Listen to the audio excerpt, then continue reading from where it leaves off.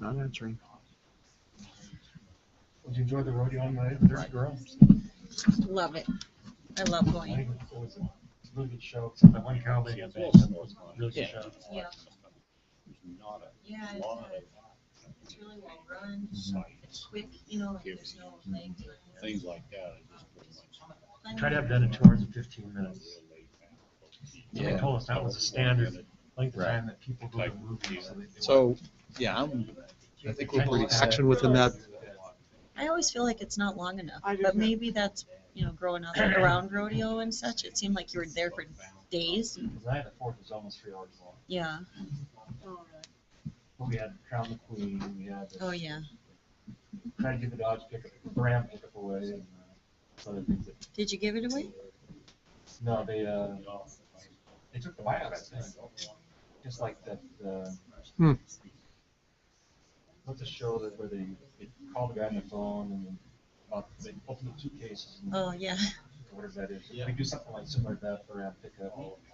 Would you take this much money or would you want to throw it in the horseshoe? That's fun. I almost won the 50-50 tennis raffle.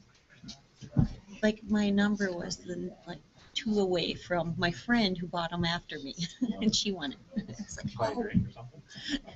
Well, she bought something for me at the Folk Fest this weekend. How much did you win? You know? Something like 180. Sorry to break up this happy fest here. We're going to get started.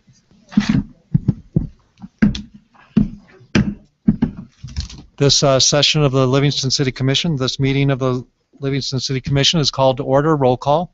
Chairman Bennett, Present. Commissioner Hoagland, Here. Commissioner Reddington, Commissioner Stern, Or. Commissioner Friedman. Here. We will now have a moment of silence.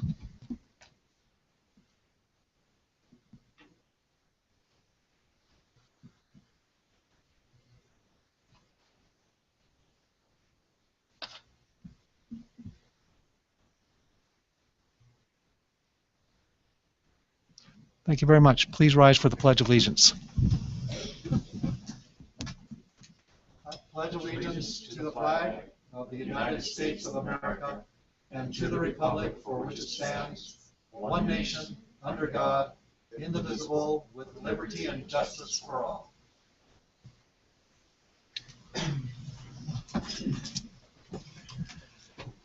Thank you very much. The first order of business is consent items. Is there a motion from the Commission on the consent items for tonight? I make a motion. I second that. Motion by Friedman, second by Stern. Roll call. Chairman Bennett, Yes. Commissioner Hoagland, Yes. Commissioner Stern, Or. Commissioner Friedman. For. Motion passes. There are no proclamations tonight. There are no scheduled public comments. There are no public hearings, and there's one ordinance. Ordinance number 2050, an ordinance of the City Commission of the City of Livingston, Montana, establish a civil offense for interfering with the street sweeper and establishing a penalty. Mr. Meese. Chair, I'm going to ask Mr. Becker to comment. First of all, I apologize for not being at the last meeting when this issue came up. I used the $300 figure because that's by law the most that we can charge for a civil offense. And I figured it'd give the court a lot of discretion. But I understand from the comments that I've heard that the commission is concerned about the size of the fine. So this is your ordinance. You can change it to like $20 for the regular parking ticket or something in between the $20 and $300. You do a first offense, second offense, third offense, something to get the people's attention if they don't respond to the first offense. But it's your ordinance, so tell me what you want to put into it. Great. All right. Rather than have a motion right now, let's have some discussion to find out where we're going to go with this. So, This should probably be on here as a draft tonight and bring it back next time for first reading because okay. we don't have a final form yet. So we'll consider this a draft? Yeah. Okay. All right. So any commission discussion? Commissioner Stern. Thank you.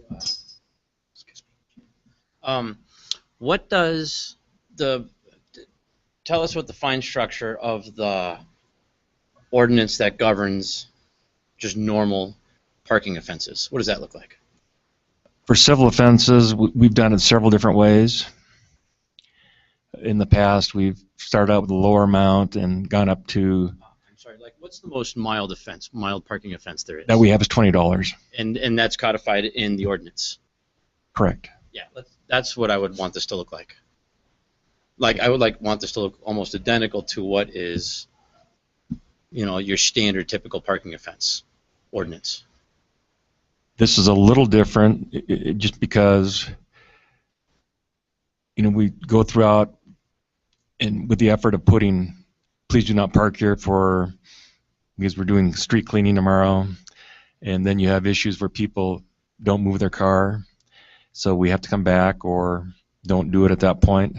So by which you mean you want something that escalates? There may be a good cause for escalation, like $20 for first offense, $40 for second offense, or whatever figures you feel are appropriate. I think if those numbers are spelled out explicitly with that relatively small amount spelled out explicitly for the first offense, I'd be happy. And then escalate how you like. 20, 40, 60, something like that? Sounds good to me. Thank you, I yield. Further commission discussion? Commissioner Friedman? Mr. Chair, the thing I've got on my mind here is that you're from out of town, you're renting a house, and have you been told about it? And we got so many we got so many rentals, especially this summer. How do you handle those? It's my understanding that we post the street. Shannon, maybe that's your question for you.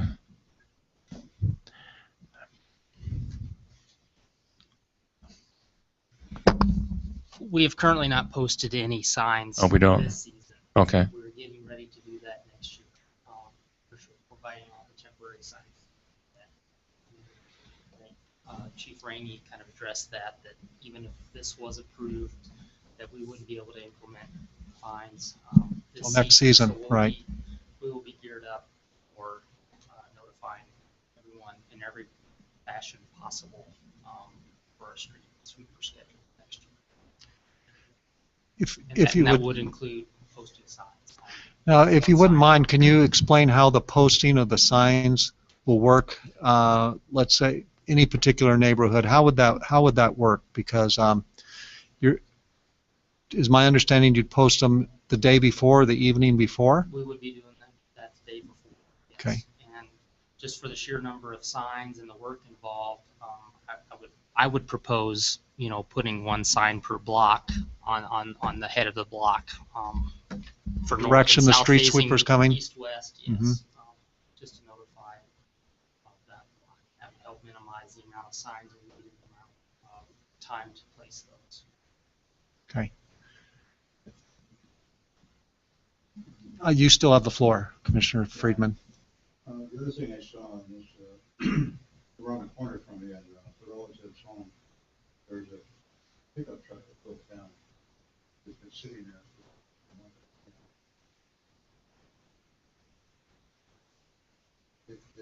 You're going to put a ticket in there, but I'm just wondering what our tow situation is. Typically, Commissioner Friedman, next week we're gearing up to do our chip sealing project on Clark Street. We will go out and post that at least 48 hours ahead of time, and we will have basically a wrecker service set up. So the morning of the 25th, if there are any vehicles parked, they will be towed. Commissioner Hoagland? I agree as well with Adam about having a concrete number to start with the $20. And I also think that you need to raise it each time. Because if someone's doing it at that stage, 3 times, I think it's more something else going on versus just mistake. And so I think that gets the idea across and promotes it. I agree with that. And I do like the $20 amount. I think it's a fair amount, and it's also consistent with what we're doing within the city. And I think people will get to know that number and understand it and go from there. So thank you. Thank you very much. If I may address Shannon, just one moment. Yeah, please, Shannon, please stay for just a second. I have a few questions, or Ed or whoever's the appropriate person. So to follow up on Commissioner Friedman's concern about, visitors, vacationers, outer-towners, so how do we plan to address that? Even though we're going to have signs, they may not be aware, even if it's a bed and breakfast or a vacation rental, the people may just be there for 2 weeks, and if the street sweeper comes by and their car's there, how should we deal with that? Because they're obviously not necessarily going to be aware, and even if the sign's there and they miss it that one time, what would be the appropriate thing in that regard? So I guess I'll take a stab at this, Bruce, but if you want to, we don't have any way to deal with it. Mhm. So we would issue I would imagine that we would issue a parking citation, and then that would go to court, and they could plead their case before the judge. Yeah, under current ordinance, for a downtown parking ticket, for instance, if people think that it was unjust, the court sets aside a time every Friday for people to come in and protest. It's not really a litigation, because I don't attend those. It's just the complainant and the court will grant relief if it feels appropriate or not if it's. Okay. So our remedy is leaving it with the court to establish the remedy for it in that case. Yes, also to the point, though, that it would also be obviously the responsibility of the person renting the property. Sure.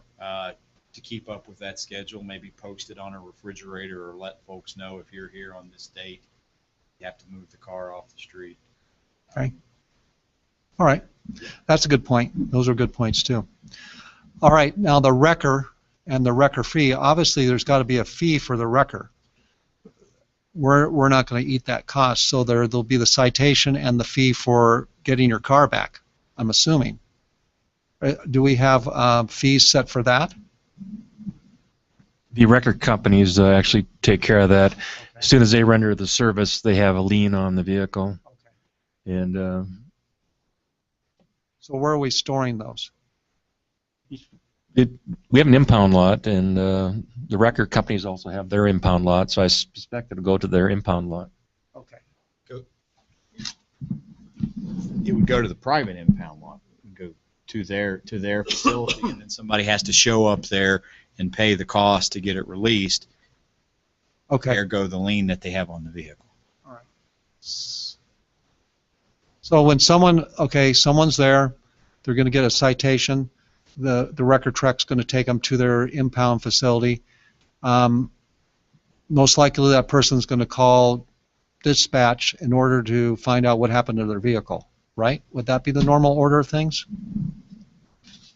I think we're dealing with two separate issues here. What Shannon's talking about, when they use the whole street for the repair work. For a street sweeper, they'll probably just sweep around it and cite the car.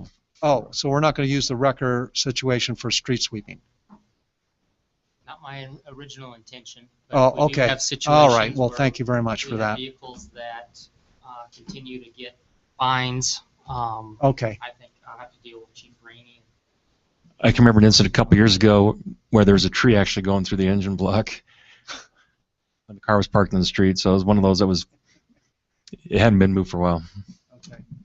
And one last question then. Thank you very much. The signs, how are the signs going to look? Are they going to be on a post, tall, broad, or are they going to be a sandwich sign just kind of set down? They are going to be on a wooden post. They're going to be weatherproof. Just for a cost standpoint, there'll be kind of the plastic type of cardboard sign that'll say street maintenance, street sweeping. This street tomorrow morning, whatever the wording is. Okay. Similar to what you see in Okay. And I had one. Oh, and I do concur with the rest of the commission. I think the 20-40-60 is a good idea. Each instance would be $20 in addition, Maybe we should say that, so if someone decides to do it 5 times, you know, likes to pay fines or something. So, Mr. Chair? Yes, If sir. I could. Chief Rainey has reminded me of something, and that is that, you know, when we did the recent revisions to the parking ordinance, we actually decided against an escalating system simply because of the tracking that was required of that. We don't really have the software that would allow us to track that over an extended period of time. Oh, is that right? For parking site? Easily. Easily. Okay. Yeah, and that's why we didn't do it when we did the recent changes. So it might be, I'm not against the graded system. I like it actually, but perhaps what we could do is start with the $20 flat fee, and if we see that that's not getting people's attention, then we could come back and make some changes, and then at that time maybe make some investment in some additional types of software that would allow us to do that. We've investigated that kind of software before. The chief has done a lot of that work, and I'm thinking, Chief, that number was in the 30s when we were talking about some comprehensive parking software and the hardware and the whole deal. So while I like the graded system, it may be that we want to start with the 20 and see if we can get people's attention. So the problem is that is the $20 fee set when the citation is given, or is there just a scale on the back of the ticket saying first, second, third, fourth, first offense, every other offense, $20 addition, and does the court system, who's going to have the ticket and have the people come in, are they the ones who are going to need to keep track of it? And do they have a system to keep track of it? I'm not sure that our court system has, for a city ordinance, I know for DUIs and stuff like that, but they tie into a state system which tracks the DUIs. I don't think our current court system would have the ability to determine whether it's first, second, or third, except by their own personal knowledge, their memory. They wouldn't necessarily. I'm not trying to belabor this, but keep a spreadsheet. I mean, how many citations are we going to have? I mean, we're not going to have more than 100, I would think, but you never know. But if they were keeping a spreadsheet of license plates, well, 100, and put the license plate down, put a check by it, or So I think your point is well taken. You probably could do this easier with this type of offense with some type of a spreadsheet than you could with the general parking. Sure. On the street, whether it's the officer or the code enforcement personnel, they don't have any way of knowing. No, if it's I can first, see second, that. or third. Yeah, I can see that. And so then it has to wait until they get into City Hall, or potentially even, I guess, City Court could ask us how many times that. I guess the other question I would have about the escalating system is, in what period of time? I mean, are we tracking that for 5 years? Or is it a 1 year, number of offenses within a year? Because that's going to change when you reset the meter, so to speak. I think within a season. Within a season? Yeah, within a season would be reasonable, because we're only going to be doing it, 3 or 4 months a year? Mr. Chair, can I? Yes, Commissioner Stern. So maybe just to move it forward, it looks like the administration has some work to do between the legal team and the enforcement to figure out if they're capable of tracking this and how they best want to go about doing it, whether or not with their existing systems or to get some additional software or what have you. So it looks like at this time, though, we're in a position to maybe advance the legislation at that set $20 rate, and then as the administration does the rest of that homework, and if they decide they want to move forward, we can consider that then. But now we can maybe move forward with just the resolution passing the offense at a $20 level. I'm fine with that. I was just trying to see if there was any other avenue within our system to implement. Let's let them take that offline and see what they can come up with. That would be my recommendation on that. But I think it has a value to have some discussion and come to some try to answer those questions, because sometimes it takes many minds to come to the conclusion. So, Mr. Chair? Yes. So if we were to track those with a spreadsheet, We certainly have a smaller number of those than we have with the normal parking citations that we're issuing. We could certainly try that for, and if we did it with a season, for the length of a season, and define what a season is in the ordinance, we could certainly try that for a year and then come back and tell you, well, that didn't work, or that Sure. worked great. However you want to figure it out, let's get it into the ordinance so that everyone knows what it is, and it's it's a legal document that can be used for the police department and the judicial system. We'll work the ordinance up in that manner prior to the next meeting, but we'll also take some of the steps Commissioner Stern advised and maybe test pilot a little spreadsheet and see if we think we can do it that way. If we're not convinced we can do that, we'll let you know at the next meeting. Okay, that sounds great. All right.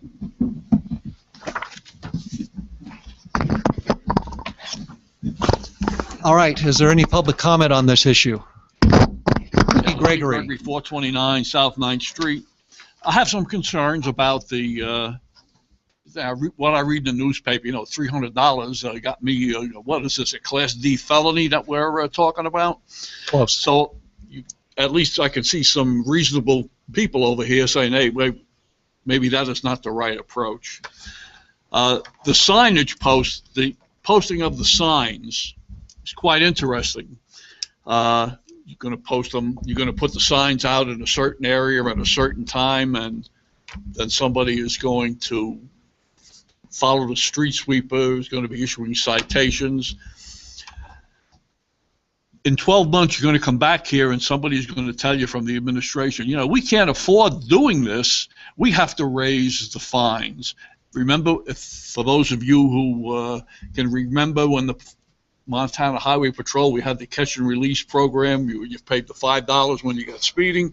Finally, the Highway Patrol says, "Hey, wait, we're losing money just enforcing this law." That's what's going to happen with this thing. So try to be sensible in what you're doing here, and take into consideration you have a visitor pulling into somebody's house maybe 4 o'clock in the morning. I lived with alternate side of the street parking since 1953 when I lived in New York City. I used to come home at 4 o'clock in the morning. I couldn't remember when it was Thursday or Friday. I was supposed to park my car on the wrong side of the street. You wake up at 10 o'clock in the morning and realize you're coming in you're parked on the wrong side of the street, and you just hope you get out there before somebody issued you a ticket. So just be cautious of what you're doing over here, because it can really get wild. But this is going to be a labor-intensive program on the administration side. You're going to upset a lot of people in that are getting these fines. I don't park on the street, so I'm not worried.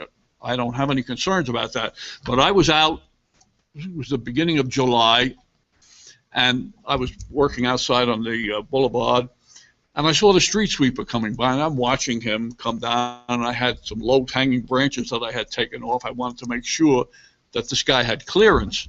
And then I'm thinking about this ordinance that you have. It says, wait a minute, somebody that's not a resident of the city of Livingston comes in here, he's not supposed to know alternate side of the street parking, street sweeper regulations. He just wants a place to park and be here for whatever time he's going to be. So think this out before you sign this into make it an ordinance where it's going to cost people money. That's all I want to say. Thank you. Thank you very much, Lenny. Thanks, Lenny. Is there any other public comment on this subject? Okay. Let's move on to the resolutions. We have several resolutions tonight. Resolution number 4485, a resolution of the City Commission of the City of Livingston, Montana, authorizing city manager to sign 3 memorandums of understanding with Local 630 of the International Association of Firefighters. Mr. Meese? Mr. Chair, so correct. We have 3 memorandums for your consideration tonight. And let me back up just a little bit and explain actually what we do with the memorandum of understanding. So it's a practice not only at the City of Livingston but at other organizations that have collective bargaining. You obviously bargain a collective bargaining agreement. It gets approved. It goes into force. In between formal negotiation sessions, you'll have issues pop up, and you need a way to solve that issue and document how you solved it for going forward, but it might not be a situation where you necessarily want to reopen the entire contract. Now legally speaking, you've reopened every issue in that contract for renegotiation. So typically what we've done here at the City of Livingston, as other places have done as well, is we will develop between labor and management a memorandum of understanding, and then on our side I'll bring that to the City Commission for approval.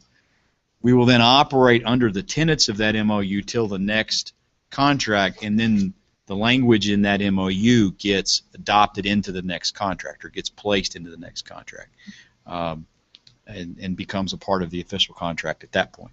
So that's what we have as an MOU process to begin with. Tonight we have 3 separate MOUs. They really all go to the same issue, and that is with recent retirements in the fire department. We're in a situation where we need to make some promotions, but given the current staffing in the fire department, all but I think one of our eligible employees for promotion does not meet the required time in department, time in position that is part of being a captain with our department. The individual who we have in the department who does meet the time in doesn't meet one of the other requirements in that job description. So either way, we would in essence be, without this, we would have to informally waive one of those requirements for somebody just to get somebody in the position. And so rather than do it A, on an ad hoc basis, and B, sort of pick and choose before the process starts who that captain's going to be, more or less, we felt like between the two groups a fairer way to do it was to put some things in place that allow us to get through this problem, this situation, and then, as you'll notice, two of these MOUs lose effectiveness after we've dealt with this particular situation. So what I want to do is I'll walk you through all 3 of them, and we can have some conversation, and hopefully there'll be good understanding of what we're trying to do here. So I'm going to start with, I'm a big believer in starting with the easiest first. So if you look on page 34 of the packet, you will see an MOU dated July 8th. This one's easy. There was a typo in the collective bargaining agreement, and for some reason the sentence read, "At the conclusion of the assessment process, the scores will be totaled, and the candidate with the most points will be second." It was a typo. And so while we're a big believer in second place, we think the person with the most points should be in first place. And so this was just to correct that typo going forward. This will remain in effect after these other 2 pass away, obviously, because we still want the person in first place who gets the most points. Any questions on that one? Okay. Did we ever promote the second place? We have not followed that particular guideline. Okay. Yeah. So let's go backwards a little bit, and we'll go to page 33. Page 33 deals with the fact that in the previous contract, or in the contract today, I'll put it that way, in order to be paid for their certifications, the firefighter paramedics had to receive that through the Montana State Fire Training School. It's FSTS, Fire State Training. It stands for something that's got State Fire and Training School in it, so take my word for it. What has happened over the last 3 to 5 years is that the state of Montana hasn't been as consistent as we would have hoped in providing some of the core classes. One of those is the Fire Officer 1 class, and that's also a requirement for promotion to captain. We'll talk about this in a little bit on the other one as well. Our chiefs, both Chief Shonin and Jacobson, were very involved in trying to help with the other chiefs across the state. The state sort of revamped that program. It has been revamped. It has been restarted. But because of the delays and the inconsistency in how the state was providing it, going forward, both management and labor agree that there needs to be at least some built-in flexibility where if the wheels fall off that wagon, the union and management can sit down and agree to do an alternative type of a program to get someone their Fire Officer 1 training. Otherwise, we could be in a situation where we have a lot of folks waiting on that one particular certification. They can't get it for promotion, and it's not because anything they're doing wrong. It's because the FSTS simply is not offering the program. So what the language in the memorandum on page 33 says is fire certifications may be obtained through the State Fire Training School. If they are not utilized to provide the certification, management and union will mutually agree. So if there's a situation where that is not a good alternative, management and union can agree what to do in that particular case for those, could be 1, could be 5, whatever, firefighter paramedics that need to get that course. Could be we send them to an alternative course in another state. There's some online alternatives. We might put one together and do it ourselves. Whatever it is, on that particular, on a case-by-case basis, management and the union will sit down, negotiate that, document that, and then make that opportunity available to the firefighter paramedics in question. It is, it's a very important training, the Fire Officer 1, and if you go further, the Fire Officer 2 training. They're very important for preparing folks to move to that command level. And so it's certainly in our interest that we're getting folks that level of training. Doesn't necessarily increase our cost. It might increase our cost. It really depends on what the alternative is. And of course, our agreement as to what we would be willing to do would be have budget considerations as well. Assuming that the other considerations are possibly out-of-state training where a firefighter program is more active and up to date. Certainly out-of-state training is a possibility. There are colleges around the country, some that do online. There's the Fire Academy back in Maryland. Did I get that right, Seth? Yep. Maryland. So there's a variety of things that we might do. Yes, sir. Any more questions on this one? Yeah, just a few. Yes, sir. So the FSTS is still then the standard for training. If it's offered, that's the most that's the first choice. That would be the administration's first choice. Yes. Okay. And then these other ones, if the FSTS training is not available, these other ones listed at NFPA, the Pro Board, the IFSAC, are those automatically included, or do those need to be individually, mutually agreed upon by both parties? You mentioned that this applies on a case-by-case basis. Well, and I'll ask Chief Harrington to help me with this. These are certification agencies, correct, Kevin? Yes. This is like the National Fire Protection Administration, the Pro Board. So these are folks that would certify folks who might have that type of training. And so what we're saying is if you were to go to Arizona State University to get that Fire Officer 1 training, for instance, it would have to be, or it could be NFPA, Pro Board, or IFSAC. Yeah, IFSAC certified. So whatever alternative method of delivery we choose would need to be primarily one of these certifying bodies would have said thumbs up on it. All right. Is there any concern that the two parties won't agree upon the training? Or is there's enough training out there that you guys are all people are going to be able to get what they need? I think the fact that we have this language down says that the two parties are committing that when we have to come up with alternatives, that's what we're saying we're going to do.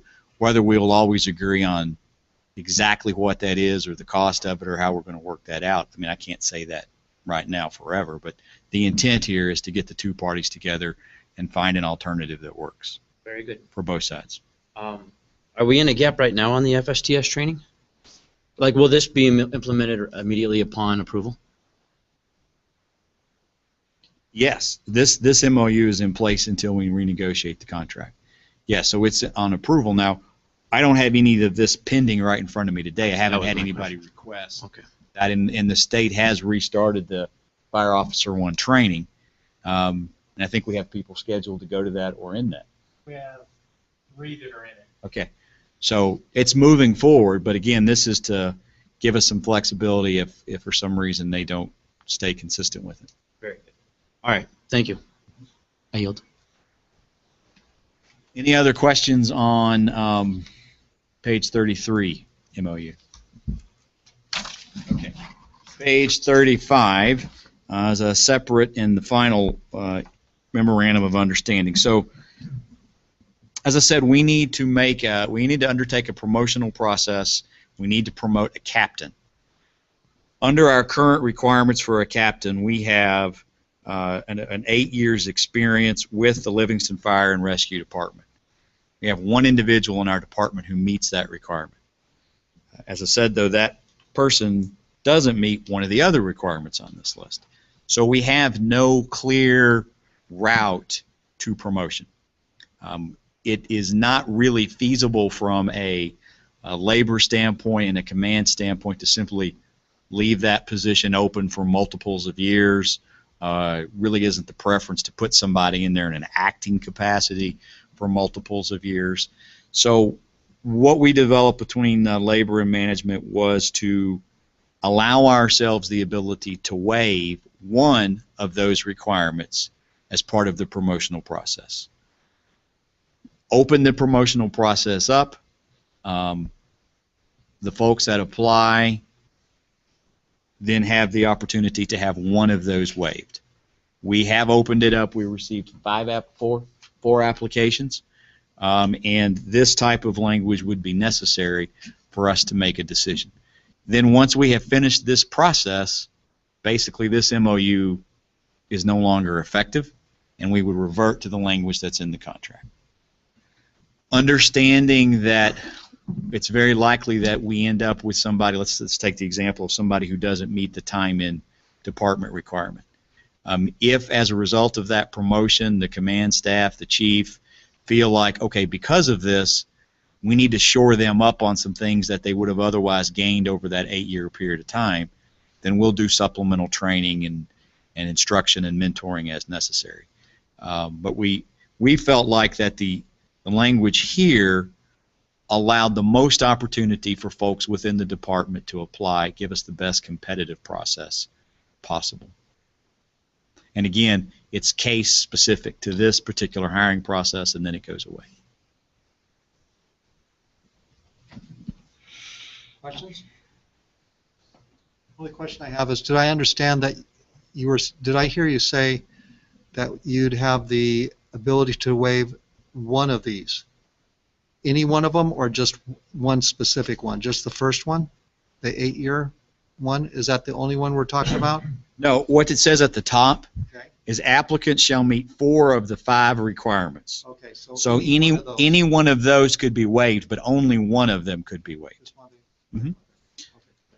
Now, just to make things a little bit more complicated, one of the things that we do before someone becomes a captain is they can receive a watch commander designation. So this is a program the department has where they're really sort of training firefighter paramedics to be captains. So a watch commander, well, Kevin, explain what a watch commander does. Head chief, if you will. So besides the 2 captains in the office positions, we have 4 captains, 1 for each shift. To be able to cover that shift if they're on vacation or sick leave, you need to have someone that either another captain or a watch commander certified person who can, on a temporary basis, lead that shift. And in the past, we've had as many as 4 watch commanders besides the captains. This does a lot of things. It gives them experience running a shift. So they have that when they get to that promotion process for captain. Again, through the attrition, people leaving, and retirements, right now we have 1, and that's really not sufficient for what we need. So the language that you're looking at there for watch commander, previously you had to already have your Fire Officer 1 certification to be a watch commander. What this does, as long as you are enrolled in the class, we will allow you to be a watch commander. And again, we're doing that extra training when necessary to make sure they're up to speed on that. So that would basically, with that language, tomorrow we would have two more watch commanders for us to be able to utilize. And we would make that appointment, if you will, and then this language would go away. Yes. So Is going forward, that right, Seth? As soon as you make the appointments, that language goes, we don't really need it anymore. Well, yeah, not necessarily, let's see, we have, Because that will give us 3, we'll give us 3. and then Torsten will just Torsten naturally will get be- it, Will be coming, well, because he doesn't have the years on either. he will. in But next- that's what I mean, yes. by the time the Fire Officer 1 class you're in is over, he This- will already have it. It's with- this is how it goes. Yeah, so I just want to give you the Free form. correct information, so it really won't have any effect on anybody else but the 2 we're talking about. So, but this allows us to promote folks, if you will, and start to get Yes. them ready for the captain spot. Absolutely. And again, it's particular to the situation we're in today. It says here that it will be in effect till June 30th, 2016. That was my question as well. Why? You know, you're right, Mr. Chair, it does say that, and I So overlooked. that would be that next time you renegotiate? It would be. So wouldn't it be appropriate, just in case people leave or do other things, to have it in there until the next negotiation process? And you're right, it does say that. I'm incorrect about that.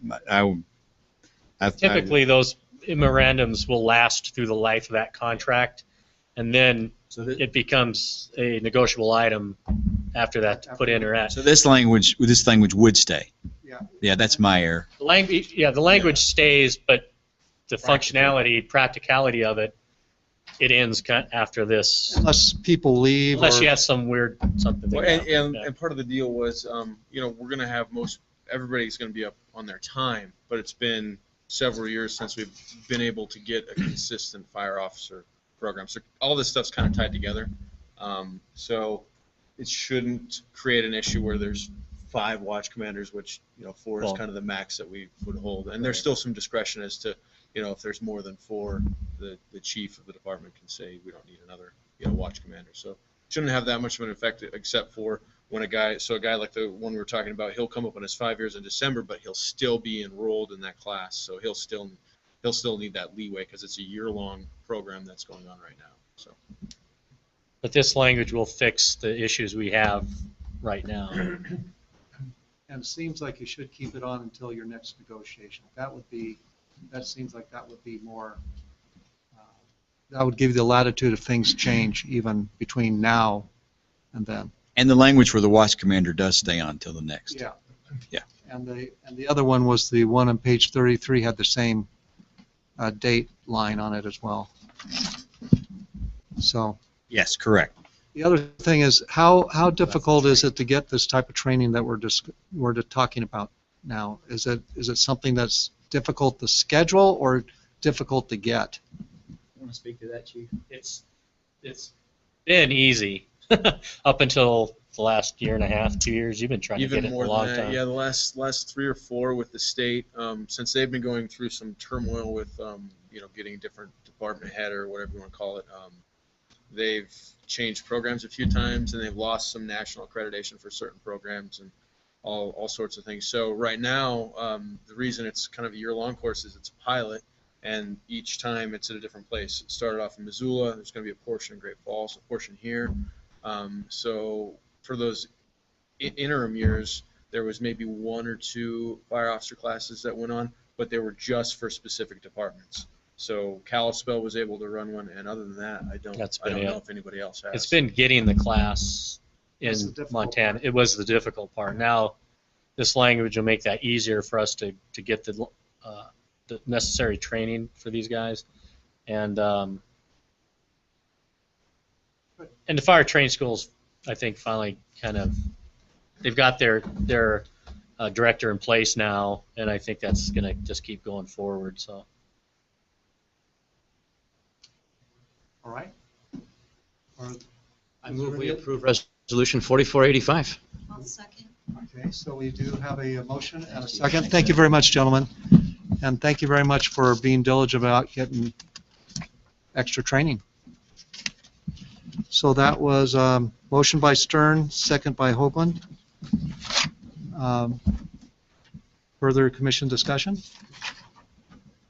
Is there any public comment? Any other public comment on this issue? Is there anything else from the administration? No, sir. Okay, roll call.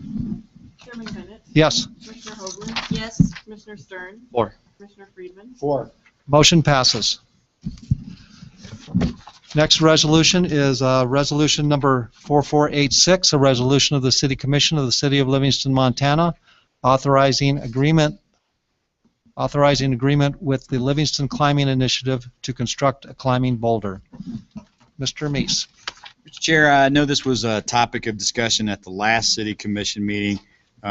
In quick summary, the Livingston Climbers Initiative has been raising funds and working with the city for the purpose of developing a project where they construct a simulated boulder in Fireman's Park for the purpose of practicing climbing techniques, encouraging new climbers, and such. It's a very similar boulder as to what has been constructed in other Montana communities.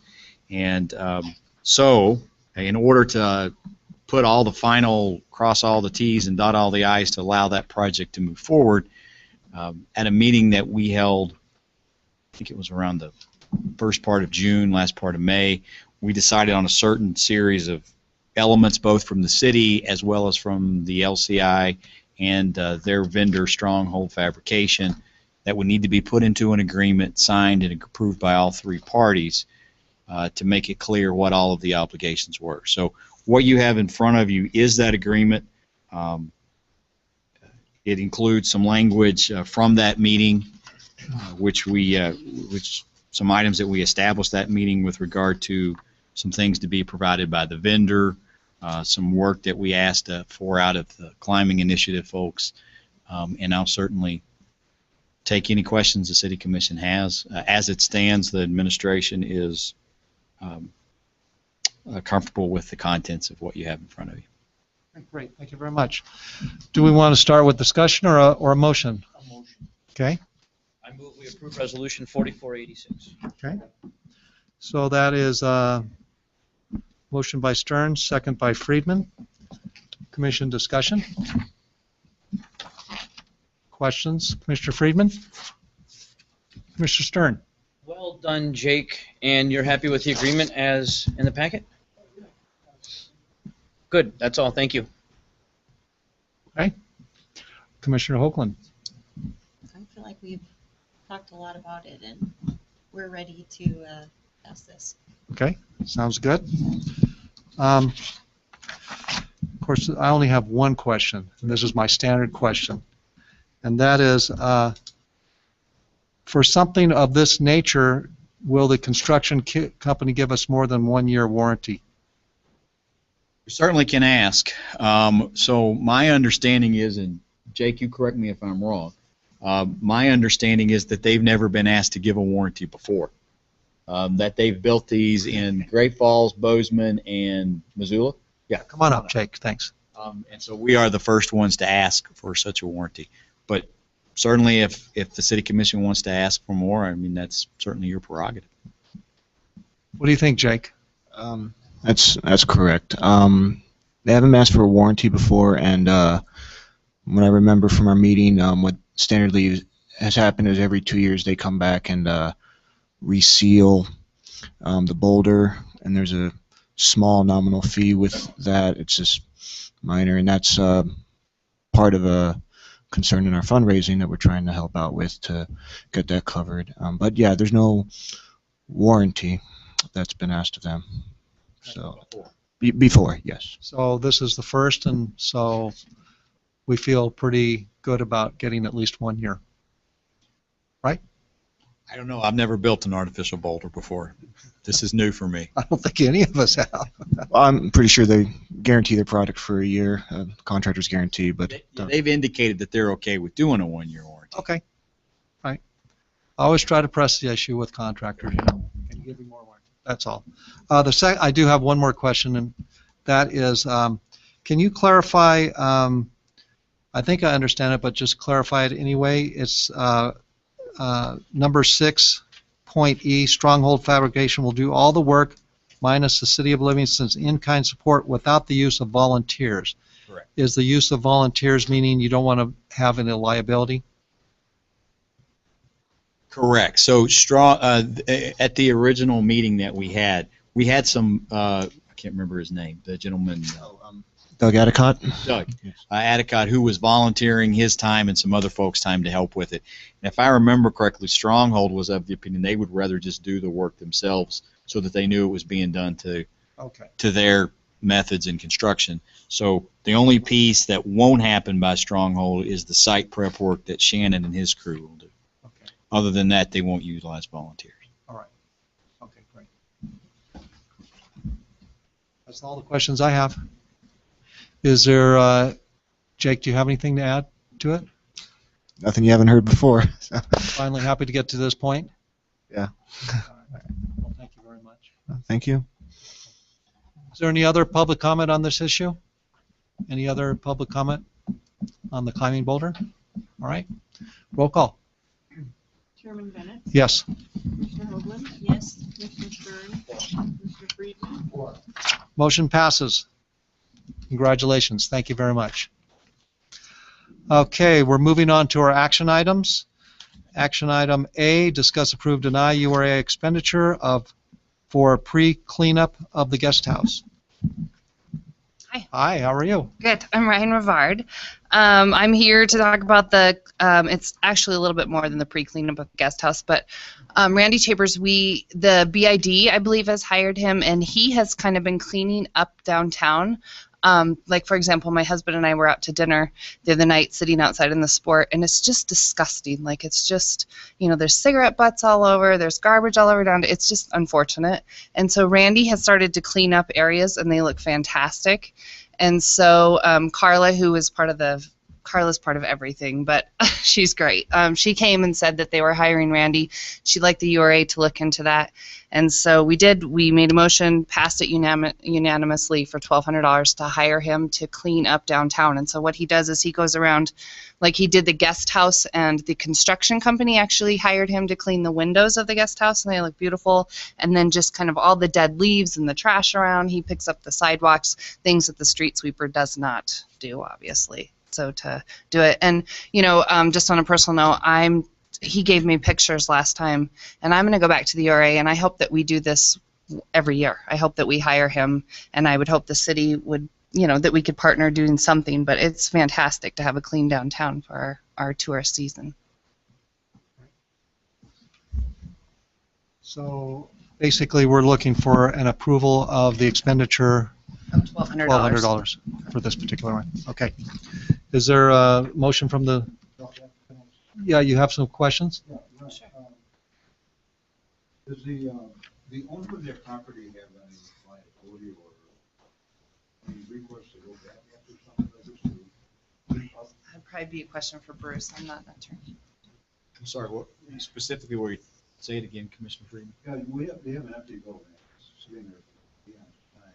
Does that owner have any responsibility in the future as far as maintenance?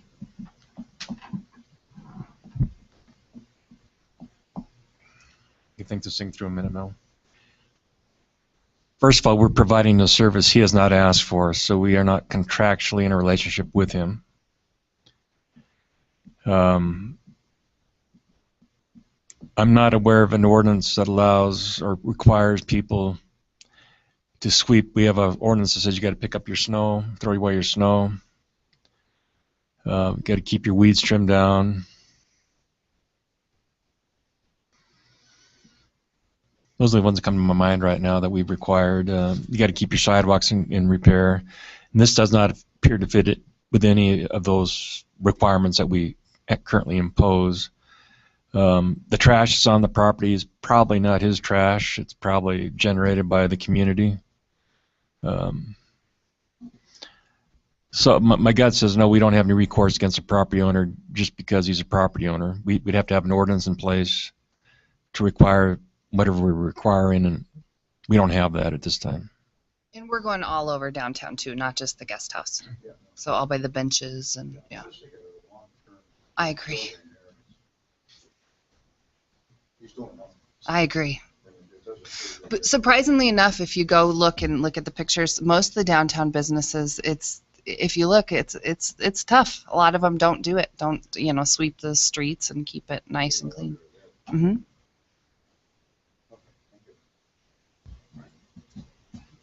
Any other questions? Is there a motion from the commission? Yeah, I move we approve action item A. I'll second. Motion by Stern, second by Hoagland. Any other discussion? Is there any other public comment on this? I have a question or two. Yeah, Commissioner Stern. Thank you. So the $1,200 is for this summer? Correct. Okay, and then, I agree, it looks a lot better than it did. It's a good improvement, and this is a good thing to do. My only concern is if this continues, is there any concern from the legal standpoint that you have an employee and you have to make some sort of position and opening and that sort of stuff? Or the URA has legal permission to sign contracts and hire out for services? He would not be a city employee, so I'm not sure. The URA should have a contract with this individual for.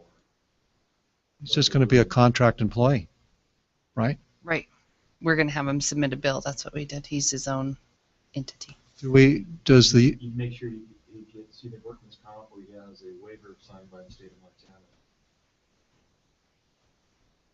Okay, we do. Yes, he does. Okay. That concludes my questions. Thank you, Mr. Chair. any other questions, Commissioner Hoagland? So does he get a 1099 form for this work? Is that how that works? Okay. Okay. And I assume the city offices would then generate That's that? correct. We would generate a 1099 since we're the accounting. Okay, for the correct. Okay, great. Okay. If there's no other questions, roll call. Chairman Bennett, Yes? Commissioner Hoagland, Yes. Commissioner Stern. Four. Commissioner Friedman. Motion passes. There's a couple other URA issues. Do you want to? Yeah, why don't we just jump? Is there any objection that we go to C and D? That way you can just stay there for a while. Okay, the climbing boulder, the URA Oh, voted. I'm sorry, Oh, Rand. sorry. I need to announce it. Oh, sorry. For the record. It's okay. I want to take over your Action position. item C, discuss, approve, deny URA grant for climbing boulder. Okay. Okay, sorry. Okay, the climbing boulder, the URA has approved a motion 4-1 for a $4,000 grant for the climbing boulder. This is well in our limits. In the URA plan, it specifically states that we want to help the park. I think it says something like shine like the beauty it is or something like that, but it specifically states that we want to improve Sacagawea Park. We felt like this was an improvement and that we would like to support the climbing boulder initiative. Okay, so this is a request to approve the $4,000 for the going to the construction. Correct. Of the climbing boulder. I believe it's the last $4,000 they're looking for. So commission discussion. Commissioner Friedman? Commissioner Stern? I move we approve the URA grant to the climbing boulder in the amount of $4,000. I'll second. So motion by Stern, second by Hoagland. Discussion? Commissioner Hoagland? Okay. Roll call. Chairman Bennett, Yes. Commissioner Hoagland, Yes. Commissioner Stern. 4. Commissioner Friedman. Motion passes. Discussion item D, discuss, approve, deny URA grant East meets West mural. Okay. This one, you're going to have to, pardon me, Cairo was supposed to do this, but I believe, well, I can't remember what the amount was, 1,500 or 2,000? It didn't give a total here. It just listed off. If we don't have a, Joe has it. She has the minutes. So anyway, we thought that this was a great program, the mural outside of the Civic Center, and it's complete. It's great. I'm sure all of you have seen it. It's fantastic. We felt like this was a great project for the URA to come help out, and so we paid for the paint and, you know, some of the scaffolding and I believe some of the material that it takes to make it where you can't do graffiti. And so we know this has already taken place. She understood that our process, they paid for it out of their pockets, and we would like to reimburse them, obviously. So it's the list of expenditures under total amount requested. It is. I have I added that up for 4,424. Okay. That sounds right. That's what you got? Yeah, it was whatever the... so we need documentation before we can approve an expenditure. Okay, of what, exactly what we approved? Yeah. Or, you know, like how much it is. I mean, was it that much or is it, I mean, don't you think? I mean, so this is just the application, right? Whereas this last one was you know, there's the minutes saying exactly how much you guys approved. And so I'm kind of uncomfortable approving an expenditure. I have them on my phone. If you give me 5 minutes. If we go to the next one. And... Mr. Meese has a suggestion. Mr. Chair? Yeah. Understanding what Commissioner Stern is saying, but certainly also understanding that some folks have evidently put this out of their own pocket.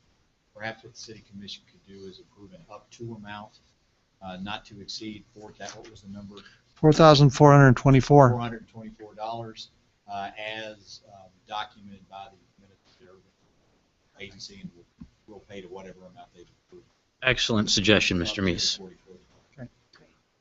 Commissioner Stern, are you looking for like receipts? I think the way he stated it will do perfect. Yes, so it'll be what they pay up to this amount and not more. And if they ended up paying less, then it would be what that was. And then going with our partnership theme, we obviously partnered with the Institute, and then the Shane Lalani Center did part. I mean, there was a lot of contribution to this, so we did partner with different groups. What was the dollar amount? Would you like to try to fashion a motion out of that? Shannon? I just wanted to comment. I know I've talked with Randy specifically on getting the product, the anti-graffiti product, and it's my understanding that portion of the work is going to be for us. So if that in I need to make sure that it's not. It's not. It's not. So that process is already in the works. I'm pretty sure. Yeah, it's not up there. So, it was more just for the paint, but I think that was one of the concerns of the URA board members is that it was going to have the graffiti process, if I remember right. But that's, yeah, definitely for the paint. So there's another process. The city's paying for that fee for that that application. But the things that are listed on this list here that we see on the screen, those are the items that need to be reimbursed out of the URA account. Is that correct? Correct. Okay. An up to amount. As an up to amount. The up to amount. Okay, so we do not have a motion. Does anyone of the commissioners want to craft the motion here? Tell us the up to amount again. 4,424. I move we approve the, Mr. Chair, I move we approve the URA grant for the East Meets West mural up to the amount of $4,424. As validated by the minutes of the URA meeting where it was approved. Is there a second? Second. So a motion by Stern, second by Friedman. Is there any further discussion? No? We do have it in our minutes. You- She pulled it up. And is that the 4,424? Okay, good. It's confirmed. Okay, if shaking it, does that do something? Okay. And of course, these minutes aren't approved until the next meeting, but they're in our minutes that we approve for. Right. Is there any public comment on this issue? All right, roll call. Chairman Bennett? Yes. Commissioner Hoagland? Yes. Commissioner Stern? Four. Commissioner Friedman? Motion passes. Thank you. Moving back, thank you very much. Appreciate all your hard work on that. Moving back up to action item B, discuss, approve, deny request for waiver of 2-hour parking for handicap space at the library. Mr. Meese. Mr. Chair, we had a request come in, I believe, initially back in May. That is in your packet, excuse me, on page 4. There you go. Correct. 44 and 45. And then recently we had individual that wrote the letter, Ms. Dawson, asked to be back on the agenda tonight as scheduled public comment. However, in discussing it with Ms. Dawson, Ms. Payovich, and I thought that probably the best way to do is put this back on an action item. So I think what you're interested in is seeing the issue one way or the other, getting some finality on it. Scheduled public comment wouldn't permit the City Commission to do that. So we placed it on the agenda tonight as an action item for the purposes of putting some kind of final action on this particular decision. All right, so the request is for space or a waiver of time. Is that not correct? You know, I would ask Ms. Dawson if she wants to come back to the front of the room and kind of explain what she'd like to do. I don't really want to put words into her mouth. So. Okay. Would you also state your name and address for the record, please? Yes, I'm Jan Dawson, P.O. Box 1958, Livingston. Miss Lynn Laren and I, Lynn is a volunteer at the library. She volunteers about 16 hours a week and has done so since November of last year.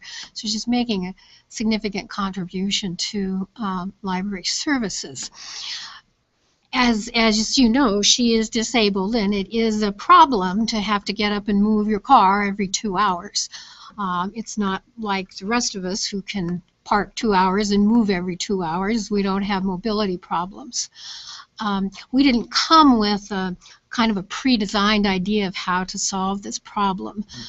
If she could just be granted a longer period of time, a 4-hour period.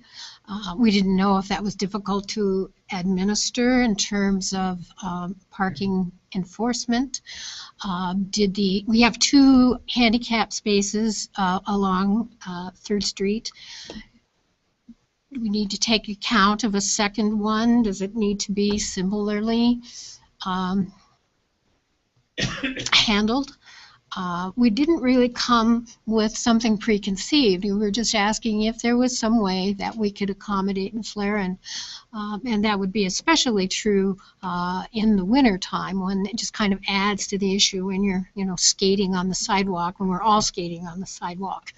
So just whatever relief that the Commission could seem to provide, that was going to be much appreciated.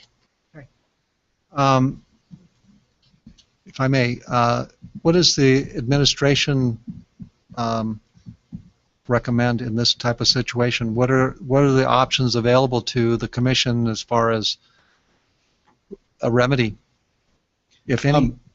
Mr. Chair, before I answer that, could I ask Ms. Dawson a question or two? Absolutely. Okay. Ms. Dawson, do you mind? No. So I guess honestly, selfishly, the very first thought that comes to my mind is, why couldn't this be done with one of the parking spaces that the library has inside the lot? Because the library has 2 parking spaces. Correct. But you have the on-street parking. I mean, I guess here's my situation is if the library were to deal with it in the lot. Which lot is that? Your parking lot there. We don't have a parking lot. We have 2 parking spaces behind the library.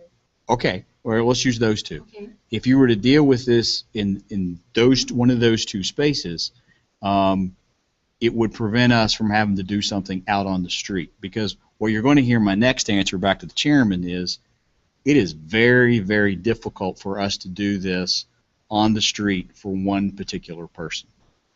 I guess I would disagree with that because Bonnie Travis had a 24/7 handicap space for several years prior to her retirement. All I can say is I've been here since 2006, and that hasn't been the case since 2006. Not because I changed it, I'll be clear about that, but it just hasn't been the case since 2006. Does So what? That negate the precedence then? I don't think there is a precedent, Ms. Dawson. What I'm talking about is, if you were to ask me my opinion, that wasn't a good decision then either. And I'll explain to you why. Because when we get in the business of setting off individual parking rights on the street in the central business district, what we do then is exactly what you said. We create a precedent. Then we become almost obligated to do that other locations around the downtown. Otherwise, now we are in a discriminatory role. So let me give you an example. Back in 2009, I'm trying to answer your question, Mr. Chair. I know, I can see that. Back in 2009, the city received a discrimination complaint through the Montana Human Rights Bureau from an individual that lives in the Miles building, or at least lived in the Miles building at that time. Their request was for exactly what you're asking for on the street in front of the Miles building. And the city denied that request for the same reason I'm talking to you about now, that we don't provide individual parking privileges on the street in the CBD. What is CBD? The Central Business District. We do have some of that in our residential areas where somebody is, it's like to their license plate. You've seen those signs, I'm sure. And the Human Rights Bureau agreed with us that as long as we had that type of a policy throughout the entire district, that was correct, that we should not be about picking and choosing who gets special privileges downtown. So my point is exactly that. If we start doing that on the street, and this is not a debate about whether somebody deserves it or needs it. I'm sure that the condition is there and that she's doing a great job, Ms. Lerner's doing a great job for the library. What I'm talking about is the precedent that we do set going across the whole downtown. Well, how about then as an alternative that we're not doing this just for Miss Laren, but that handicap parking in the central business district can go to 4 hours or 3 hours? And that is certainly another option for the City Commission to consider. I went back and listened to minutes of the meetings back around this subject in 2009. And it refreshed my memory that one of the concerns that there was there at that time from the City Commission and from some of the business owners and city commissioners who owned businesses downtown or worked in them was that while it is certainly important that folks with disabilities have access to those spaces, it's also important that all folks with disabilities have access to those spaces. And the problem is when you start to set longer time requirements, it becomes more difficult to enforce because you got two different routes going on. Is one issue. But then all of a sudden, somebody who might use that space, a handicapped individual, disabled individual, now doesn't, the spaces aren't turning over, and so they now don't have the same access to that space. So the first person gets there and they've locked it up for 4 hours, and now all of a sudden that individual doesn't have the opportunity to come and go as well. And that was one of the things that I heard. I can appreciate that. It does seem, though, that it would be useful to know how much use the handicap spaces got. How much do they turn over in downtown as a whole before we decide that 4 hours is too long or 3 hours is too long? I couldn't disagree with that, but we don't have that kind of data. All I can tell you is what I have anecdotally is that I'm just going to guess, probably in the last year, we've probably been asked to add 4 handicap spaces to the downtown. In the year before that, there was probably 3 requests. So, I mean, my sense of it is that there's a lot of premium put on the handicap spaces downtown, and that one of the things the business owners need, and the like CHP, Community Health Partners, and those folks, is for those spaces to be able to turn over on a pretty regular basis. The flip side of that is I can think when we put the handicap space in front of CHP, there was some concern from the businesses that was now one less customer space, if you will, that was accessible to the folks on that block as well. So I don't disagree with you, but I just don't have that data today on how much all the individual spaces turn over in the course of a day. I just don't have that data. Yes. Just name and address for the record. My name is Lynn Laren, like North Fifth Street. Handicap spaces throughout everywhere are utilized only as long as the handicapped person needs it.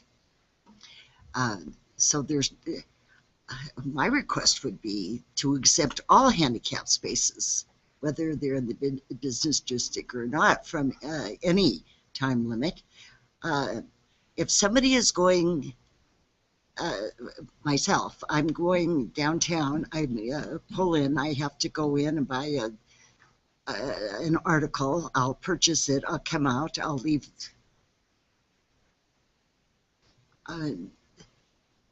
Handicapped people don't move as quickly as other people, but it doesn't mean that they're going to tie up spaces for hours unnecessarily. But not having a time limit on it will allow someone such as myself to be able to go downtown, park on Main Street, and be able to go up and down both sides of the street and actually do some shopping. When you have a time limit, it is so extremely difficult. Your whole world is limited. We have enough limits. Let me tell you, we have enough limits. Selfishly, I'm at the library, and that's how this arose. But anybody that goes to the library, why should they have to get out and move their car? Granted, even though I move my car, literally I move it from one empty spot to the other. There's not that much traffic at the handicap space. But other people would like to just go in and read the old newspapers or whatever without having this. Handicapped people should not be held to the same rigors as healthy people. They should not have a time limit on their spaces at all. End of story. The grocery store, you don't have a time limit. The parking spaces at Shopko or anywhere else I can think of, except the downtown, it's actually prohibiting people with handicaps from shopping downtown having the time limit. It makes it's difficult enough for us to park. And then having a time limit, I know I seldom go downtown because of that. It's not fair, and I'm around people with handicaps, and they're all desperate with the situation of this time limit, this 2-hour time limit. So that's my plea. I hope you'll consider my remarks. So again, Mr. Chair, as Ms. Dawson was pointing out and Ms. Laren both, should the City Commission want to entertain some different amount of time, you certainly can do that. If you wanted to take all the time limits off the handicap spaces, you certainly can do that. How you do that does affect our ability to enforce. So the code enforcement has a particular route, then they have a spaced amount of time before they rerun that route. 4 hours is probably easier than 3 hours because of the way that we do the 2-hour routes. If you were asking the administration's position, our position would be that, we feel like that where we're at now is where we should stay, that the city should continue things to try and find additional off-street parking, and that employers ought to do that same thing. I've had, in addition to the library, we've been contacted by CHP and other groups downtown that have employees or want additional handicap parking spaces.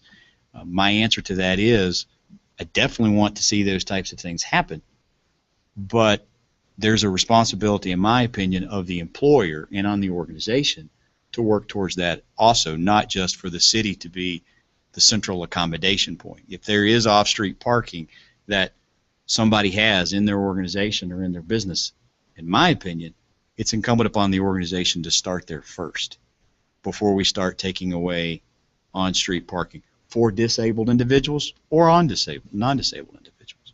That's the administration's position. If you want to do something different than that, that's certainly your prerogative, and we would weigh in on those different options. Thank you, Mr. Chair. Well, thank you, and thank you, ladies. Why don't you just stay there for a moment? I'd like to open this up for commission questions or discussion, because there may be some other insight as well. Commissioner Friedman, do you have anything to provide? So when there's a disabled parking place downtown, it's marked, and the person goes into it, is there a time limit on it? It's 2 hours. 2 hours. So it's the same as the. Correct. And for businesses, if somebody there does their thing and get out, here we have a difference. So, they're trying to understand how to accommodate. I'm part of the senior center and the board of the senior center. Everybody in the senior center wants disabled parking. We have 24 tenants in there, so that's the first thing they say. We have accommodated that with getting a parking lot now and taking care of it. They want to pay a monthly fee. But I've heard that since I've been on board for several years. Why don't we have more disabled parking? I mean, there's a limit, as you understand how we can do that. So we've kind of solved our problem. I'm trying to figure out how to solve it. Yeah, sure. The limited 2-hour parking versus disabled parking places, then across the board, and nobody has to. But then you've got a real problem. Somebody from the senior center half a block away with a disabled parking place puts their car in there for the whole day. And that takes a parking place away from all the retail places. Never thought that we could. They're rude enough to go in the park. Yeah. We have all kinds of situations. What we're trying to do, even with the staff that works in our building, with parking outside, even in the 2-hour line, and that's not good either, because they just keep rotating around spaces downtown. So I think we solved our problem. I'm trying to solve your problem. My wife has a disabled thing, so I'm sensitive to that. But we're trying to do it for the whole city. Can I ask kind of an ancillary question? If someone without a handicap license plate or hang tag is parked in a handicap space, how does the city proceed? Is a ticket and a tow? It would seem like the tow would be in order. I think it's towed on the first citation. So you can keep track of first and second citations like that, but not, but it's harder for like the street sweeping. No, it's actually the reverse. So what I was talking about is it's difficult for us to track escalation of rates. As far as, so bear with me, but what we actually have upstairs is we have a card box with the copies of the tickets in it. And when there's 5 unpaid tickets in that box, that vehicle, if it's still in that location, that vehicle is, what's it called, Chief? Impounded. Impounded. And when there's 5 tickets. Is it towed or booted? It's could be both. Booted and then towed. Yeah. So if somebody's parked in a handicapped parking space, we would cite them. We don't just tow them away just because they're parked in a handicapped parking space. At least I've not seen us do that. Don't want to take the conversation too far afield, but it seems like that might be something to think about. Towing people who. Well, that's another subject. I'd like to stay on this subject here. Are there other commission comments or discussion? Commissioner Stern. Thank you, James. So you mentioned you have 2. Thanks for coming and thanks for the letter. and explaining this all to us. You said there's 2 parking spots that the library has exclusive access to. And those, what are those used for? Or are those just patrons, any patron? No, our director has one, and our children's librarian has the other, and she has a back surgery 6 months ago. So it seems kind of inappropriate to. Did you bring this request at all to the library board? Like, I kind of would tend to agree with Ed on this, that, I mean, fundamentally, it's one of very limited resources and a lot of needs. And the resources aren't there, the resources being parking. And so I think it is appropriate to ask the library board for maybe Tammy to give up, if she'd be willing to give up hers. I know she does a lot of work, but that's where the parking spot exists. And so, I mean, so the question then comes, did you happen to bring this request to the library board? No. That might be worth pursuing. I must say, I'm hearing from the commission a different tone than when we appeared in May, when they came, where it was going to be an action item for the next meeting, for a resolution or an ordinance. So consider that the official recommendation, you know, regardless of how the commission feels about stuff, the commission's always going to ask the administration for a recommendation. They have the traffic experts and all the engineers and the folks that do all the enforcement. So in this case, the recommendation from the administration is, in that particular part of the town, in the downtown, they don't recommend having a handicap spots with no time limit.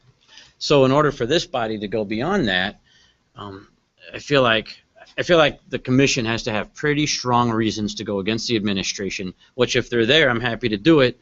But I don't necessarily, let's see, not that we don't have the strong reasons, but there's still a possible alternative that exists within the library organization. And if, I mean, has that been pursued? And I don't know, Tammy's a great person. Maybe she would be willing to, I mean, this is a great reason to do so. And until that's been pursued, I'm personally going to find it difficult to go against the recommendation of the administration, largely in part because I agree with their reasoning. I do understand the need. I don't think there's an easy solution. Like I said, there's limited resources and there's a lot of needs for this resource. So at this point in time, that would be my request, would to take this to the library board and see what they might have to say. We do appreciate the time that you've spent talking about this tonight and back in May. It's good to feel like there's a voice that's heard. And I wouldn't consider, just because we don't necessarily achieve an amicable solution at this meeting, doesn't mean the discussion is over. I'm sure, I mean, you know, the government moves at a glacial rate, but if we continue pecking at these issues, oftentimes we can't find a good solution.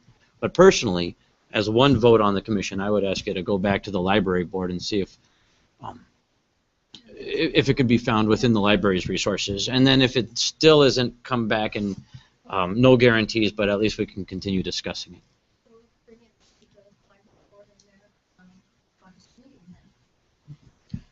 I yield the floor. I want to make sure that all the commissioners get a chance to weigh in if they desire.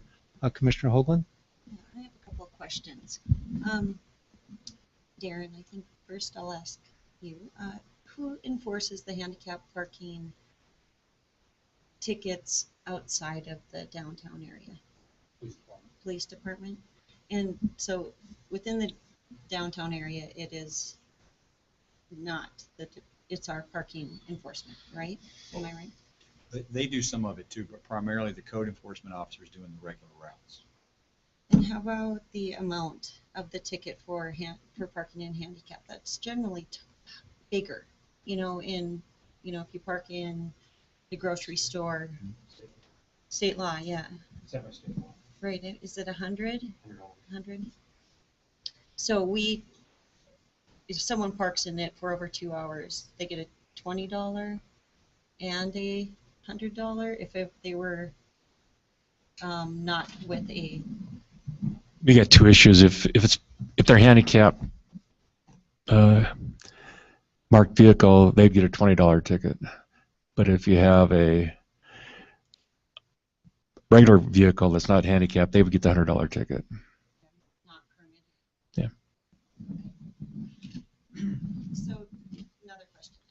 How is it done in other cities? Say downtown Bozeman has parking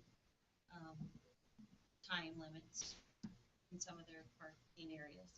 What do they do with their handicap parking? I'm just curious what other communities have done, or if we know anything. Because I think what Mrs. Leonard is saying, it is a really good point, but it's also hard to deal with. And that is that if you are handicapped, for you to, the time needed just to walk maybe to 4 stores would take you 2 hours, you know, versus a non-handicapped individual who could get in and out.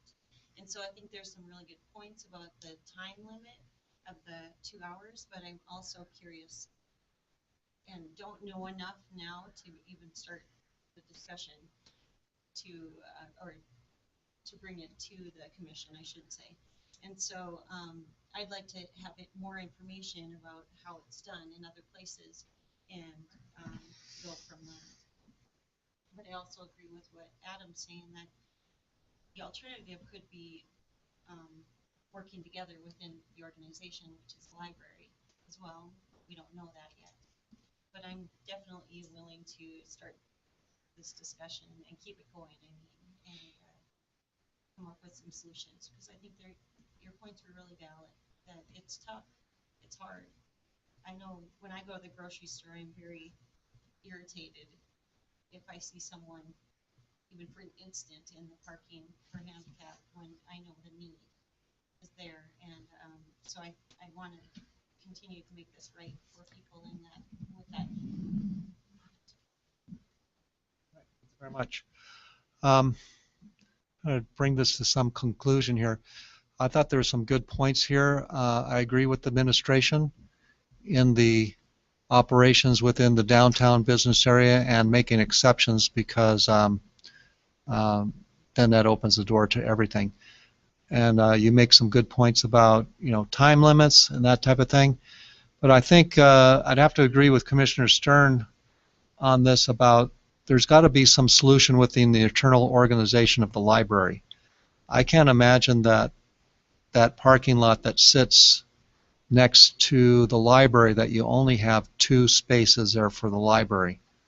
To me, that seems, who do the other spaces belong to? Is that the post office?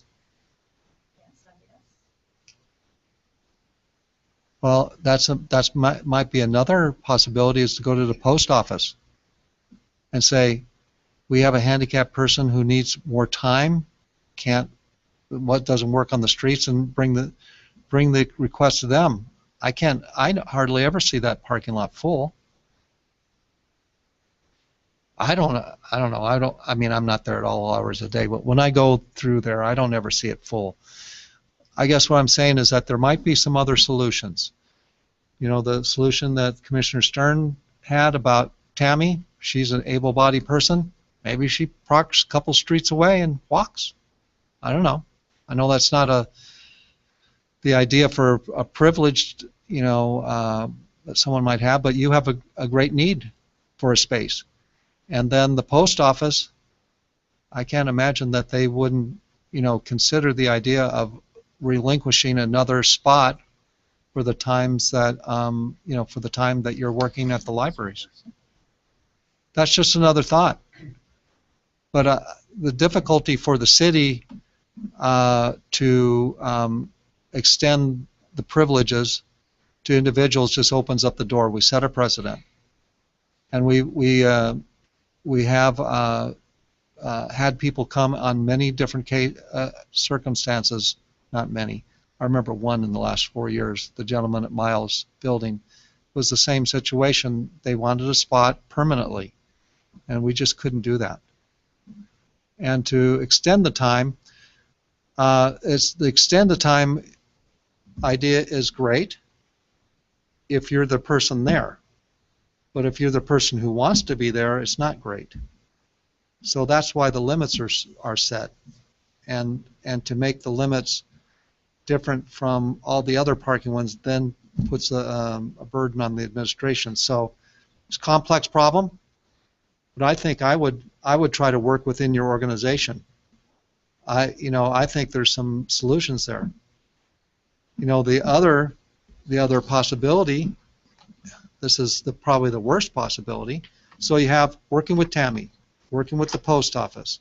The other possibility is Ms. Laren parks a couple streets away where there isn't the time limit, and someone brings her over and helps her get into the library for the time period she's there and help her get back to her car after that part. That's a third option. I know that's not an ideal option, but it is a thoughtful one as well. Well, we will certainly explore those. Okay. Thank you for your suggestions and your time. You're very welcome. Considerable, and we appreciate that very much. You're very welcome, and I hope that, let us know how the internal solutions come so we know how that goes. All right. So much. Thank you very much. Appreciate it.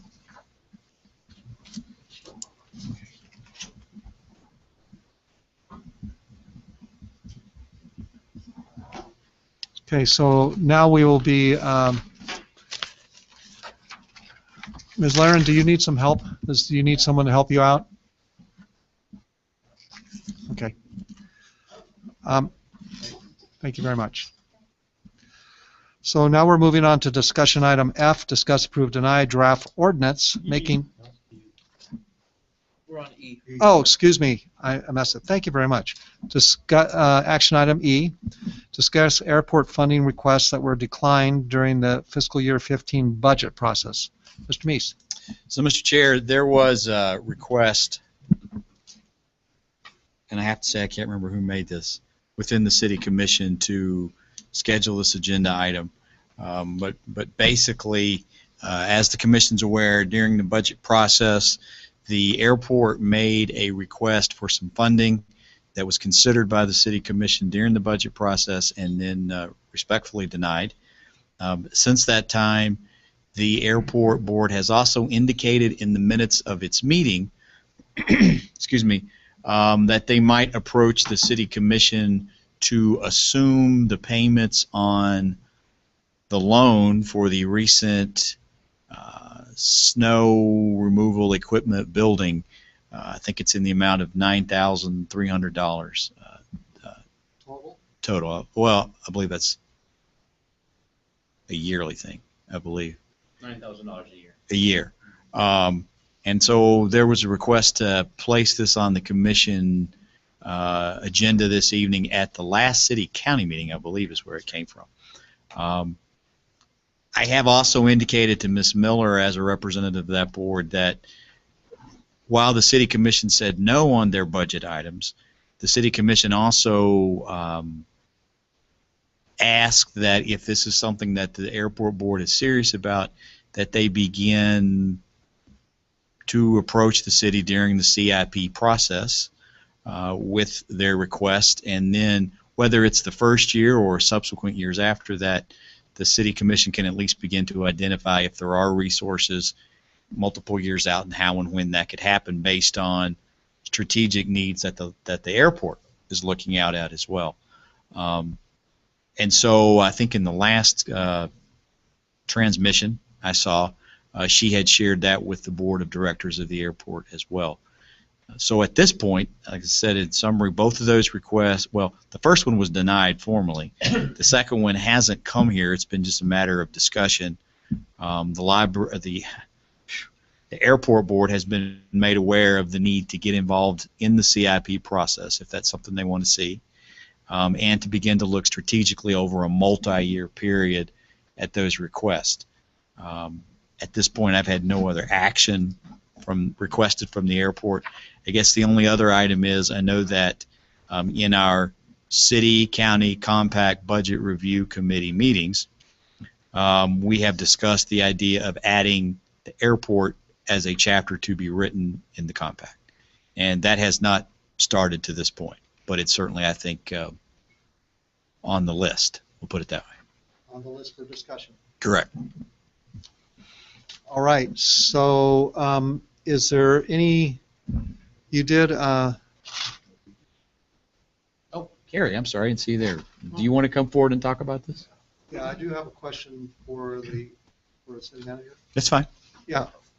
You did supply us with some information, and what I do remember, here's what I do remember, because I remember the part that sounded good to me, which is we haven't utilized any of our general funds for the airport since the late 80s or early 90s. Is that correct? I don't have that in front of me, but it's been a long time. We had there was one-time funding request that we did. It was for $7,000. I think it was back around 2008, 2009, Carrie, something like that, part of a previous grant request. But the city has not appropriated mills on an annual basis, right, for a considerable amount of time. And the existing contract does not specify either the city or county laying out a specific number of mills. Right. Correct. Okay. So the only other thing that I would question or would be, does the airport board have the ability to run a vote for a levy for themselves? That's a good question, Mr. Chair. I don't know if I have an answer to that. I don't. Do you know, Kerry? To ask the city for a levy? Ask the county. County, which would include the cities. I'm sorry, Mr. Chair. You're saying can the airport board run a levy vote, though? Yes. And get a dedicated mill, is what you're saying? Yes. We have a .85 county mill that we get annually. Is that on their rolls? Yes. They dedicate .85 mills. That's their administrative dedication. Correct. It's an allocation, it's an appropriation, but it's not something that I understand that's required by voter. In other words, they could change that number. Yeah, they Yeah. have. A couple of years ago, it was .5, now it's .85. Let me clear something else up, too.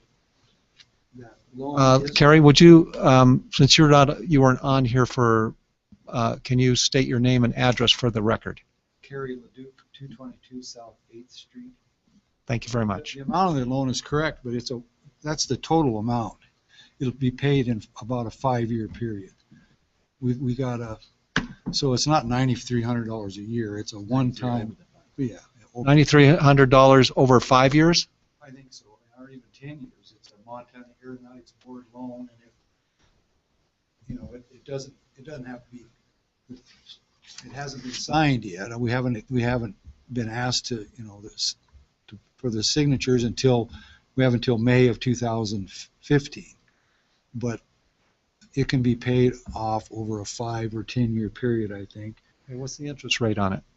It's like 1.5 or something. Okay. Can you get those details to the administration so that we can have something to discuss? Sure.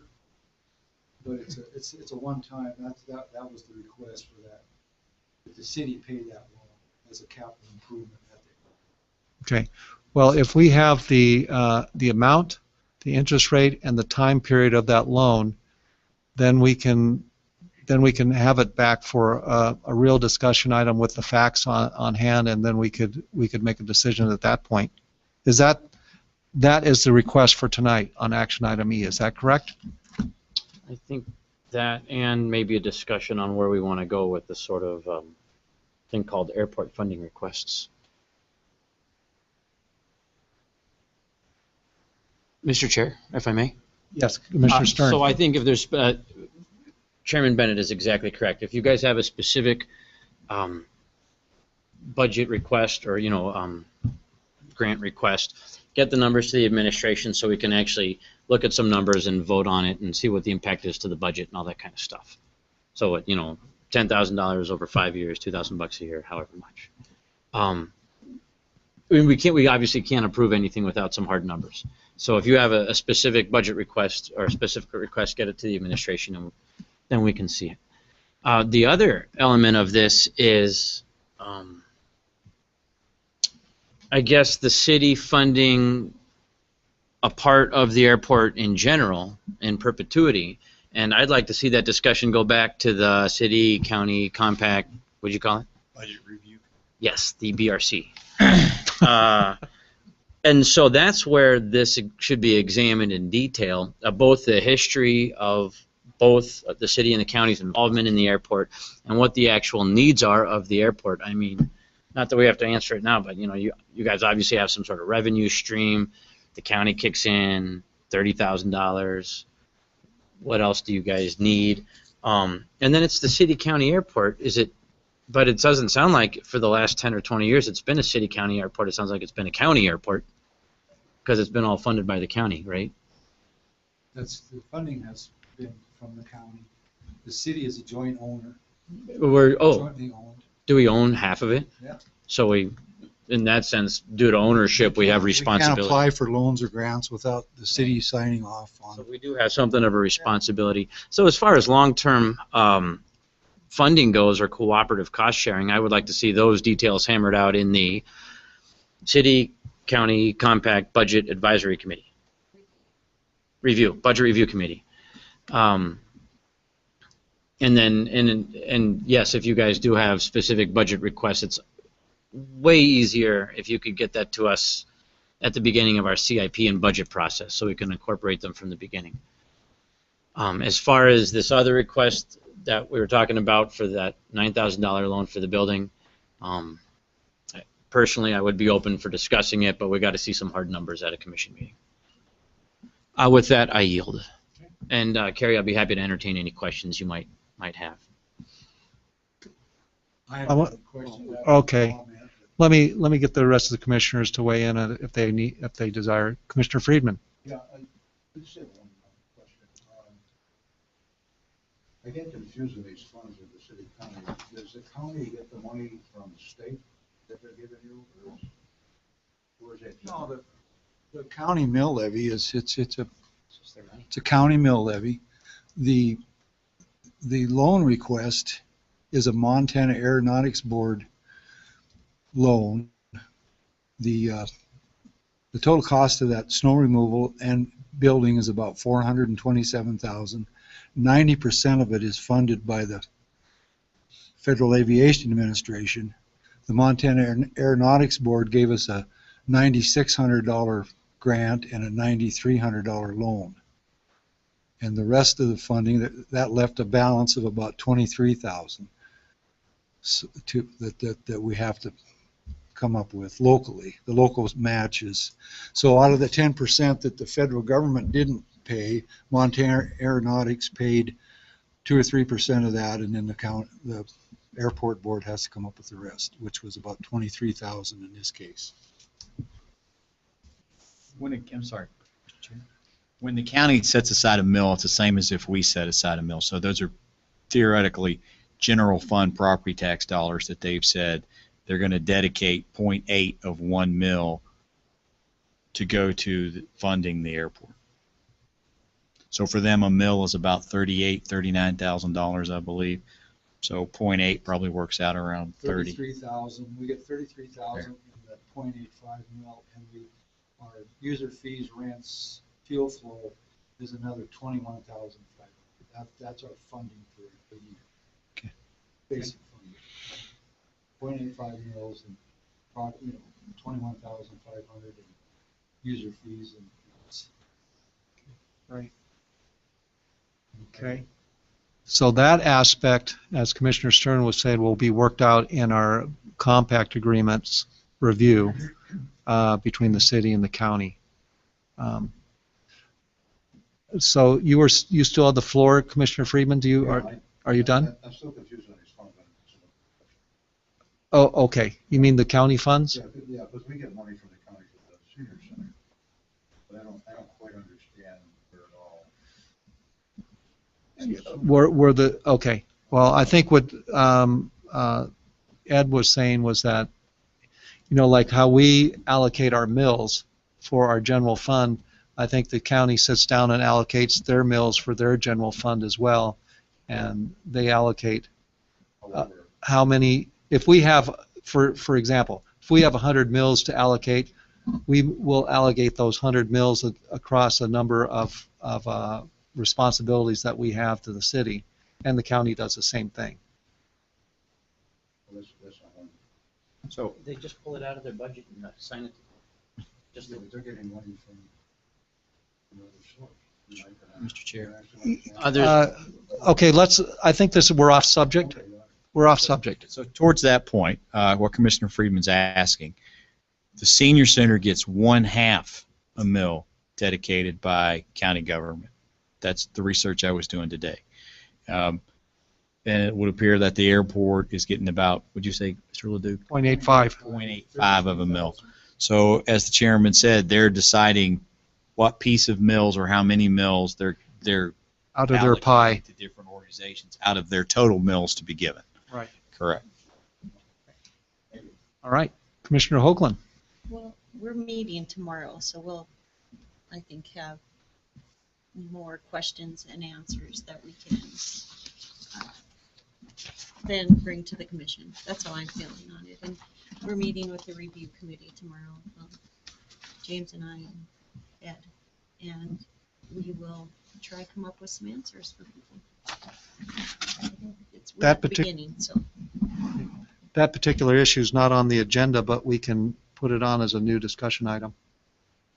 Okay. What time is that meeting? Let's see. I have it 10 a.m. Oh, 10 in the East Room. All right. So, Carrie, does that kind of answer those two issues that you were concerned about at the moment? We're going to discuss the airport budget in the compact review as a long-term issue, and then the one issue you have with the funding for the $9,000+ for that loan. Once you get that information to the administration, we'll consider it as another action item. I'll get that information. Great. Does that do it for you for tonight? Yes. Okay, great. And just briefly, it's the position of airport board that we support this effort by the city and county to negotiate a new agreement. Oh, well, great. In any way that we're asked. Okay. See if that happens. All right. Well, you'll be probably involved in the discussion because we'll need to know what you think. All right. Thank you very much. Thanks, Carrie. All right. We're on to action item F. Discuss, approve, deny draft ordinance making changes to meeting procedures. Mr. Meese. Mr. Chair, there is an ordinance starting on page 91. 81?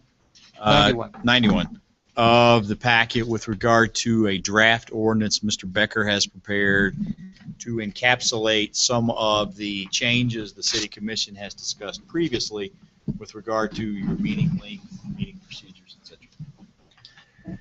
So the first change would be on page 94. You see the underlying portion there. We start at 6:30 and ending at 9:30 unless extended by majority vote of the City Commission. We all know that there's certain meeting nights that you're not going to get done in 3 hours, depending on what's going on. Okay. So that was the first change we addressed.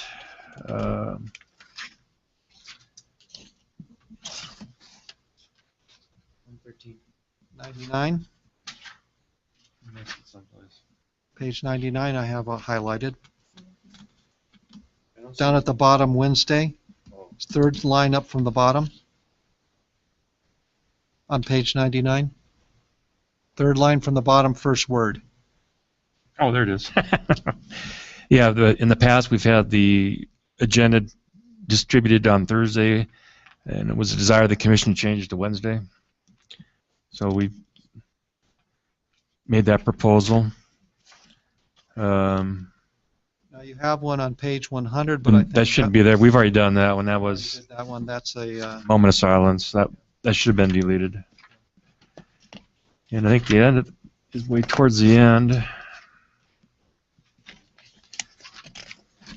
So you go to page 113, And we've addressed some concerns that were proposed by the City Commission. Sign-up sheets for each agenda item.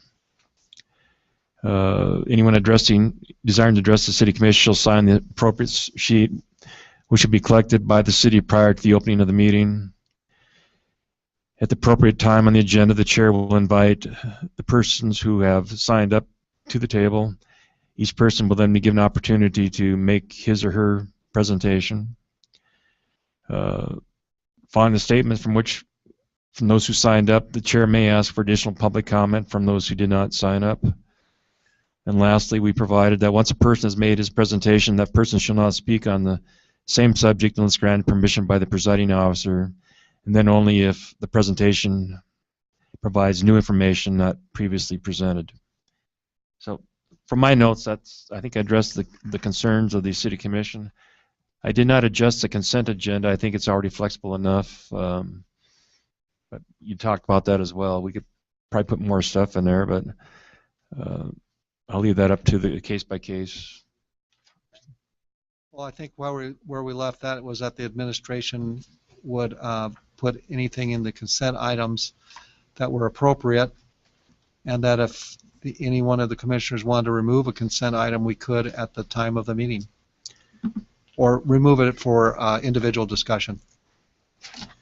Going back to that last page that we talked about, when you get involved in litigation and the court will probably allow you maybe have 3 witnesses testify about the same thing, but if that becomes repetitious and the court says, I don't want to hear anymore, I've already heard that point.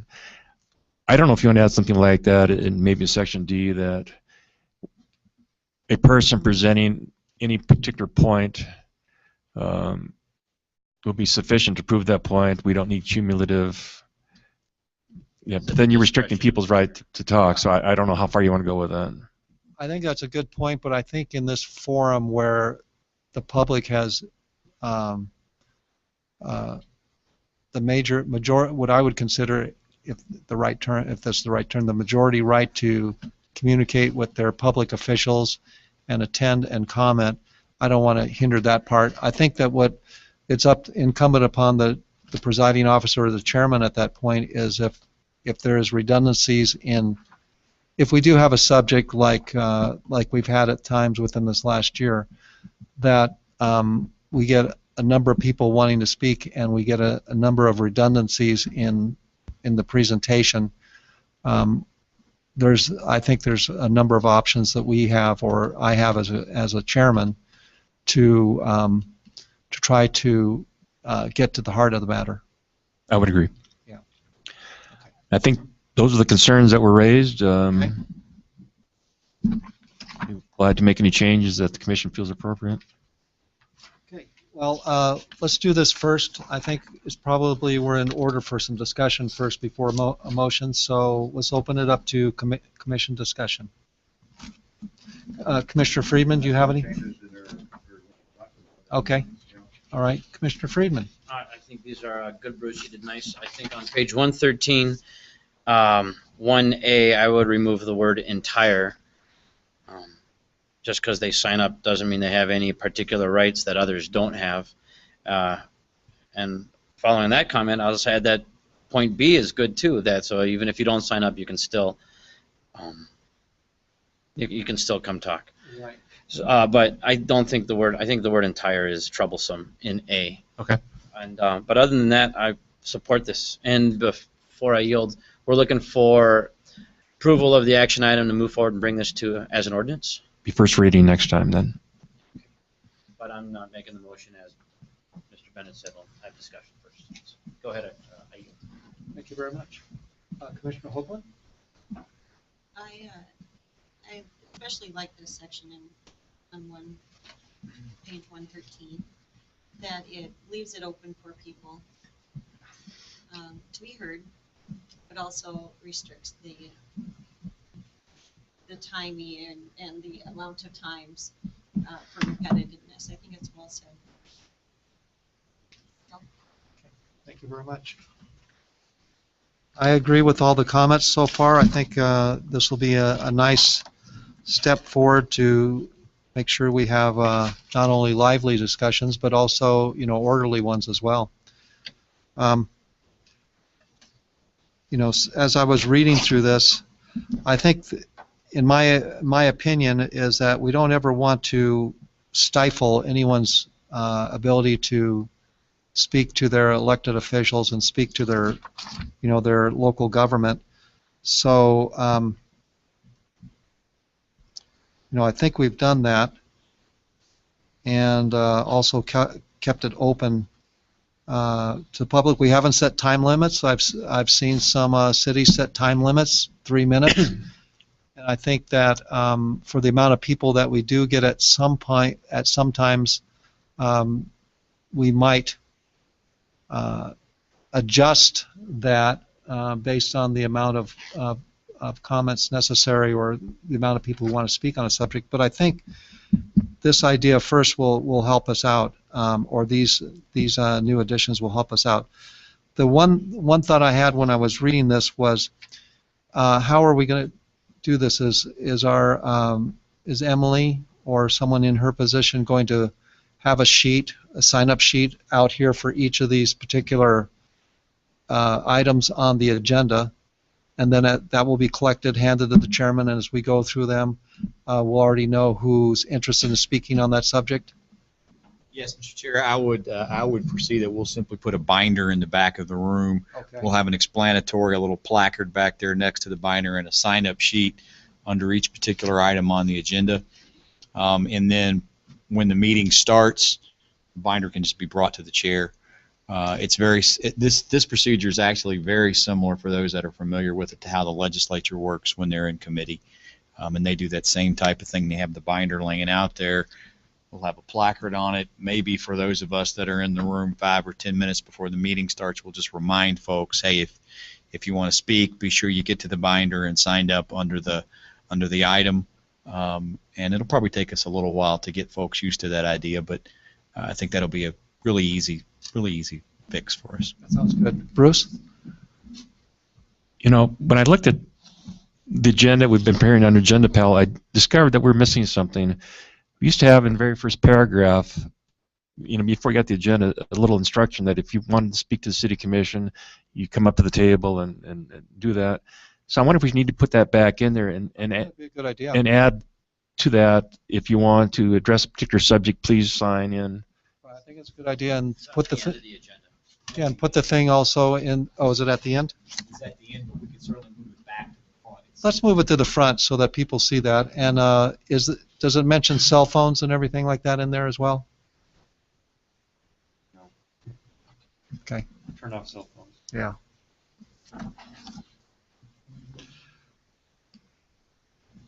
Is that a difficulty for that software? Okay. We'll make that an instructional paragraph there. Yeah, that would be great.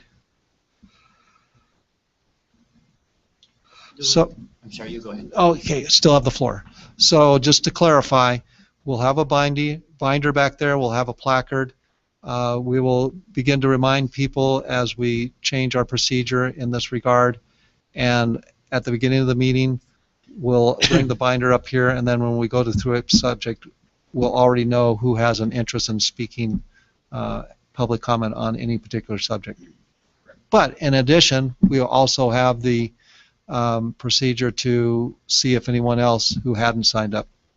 So we have a pretty open options there. So does anyone think that we have closed options to the public, that we've left them open, we've just kind of organized it a little better? I think this is very good. Okay.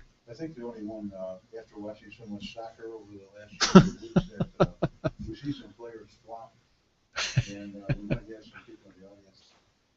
I mean, they're diving? Yeah. Yeah. They've spoken, but now they want to, keep the thing going. So Yeah.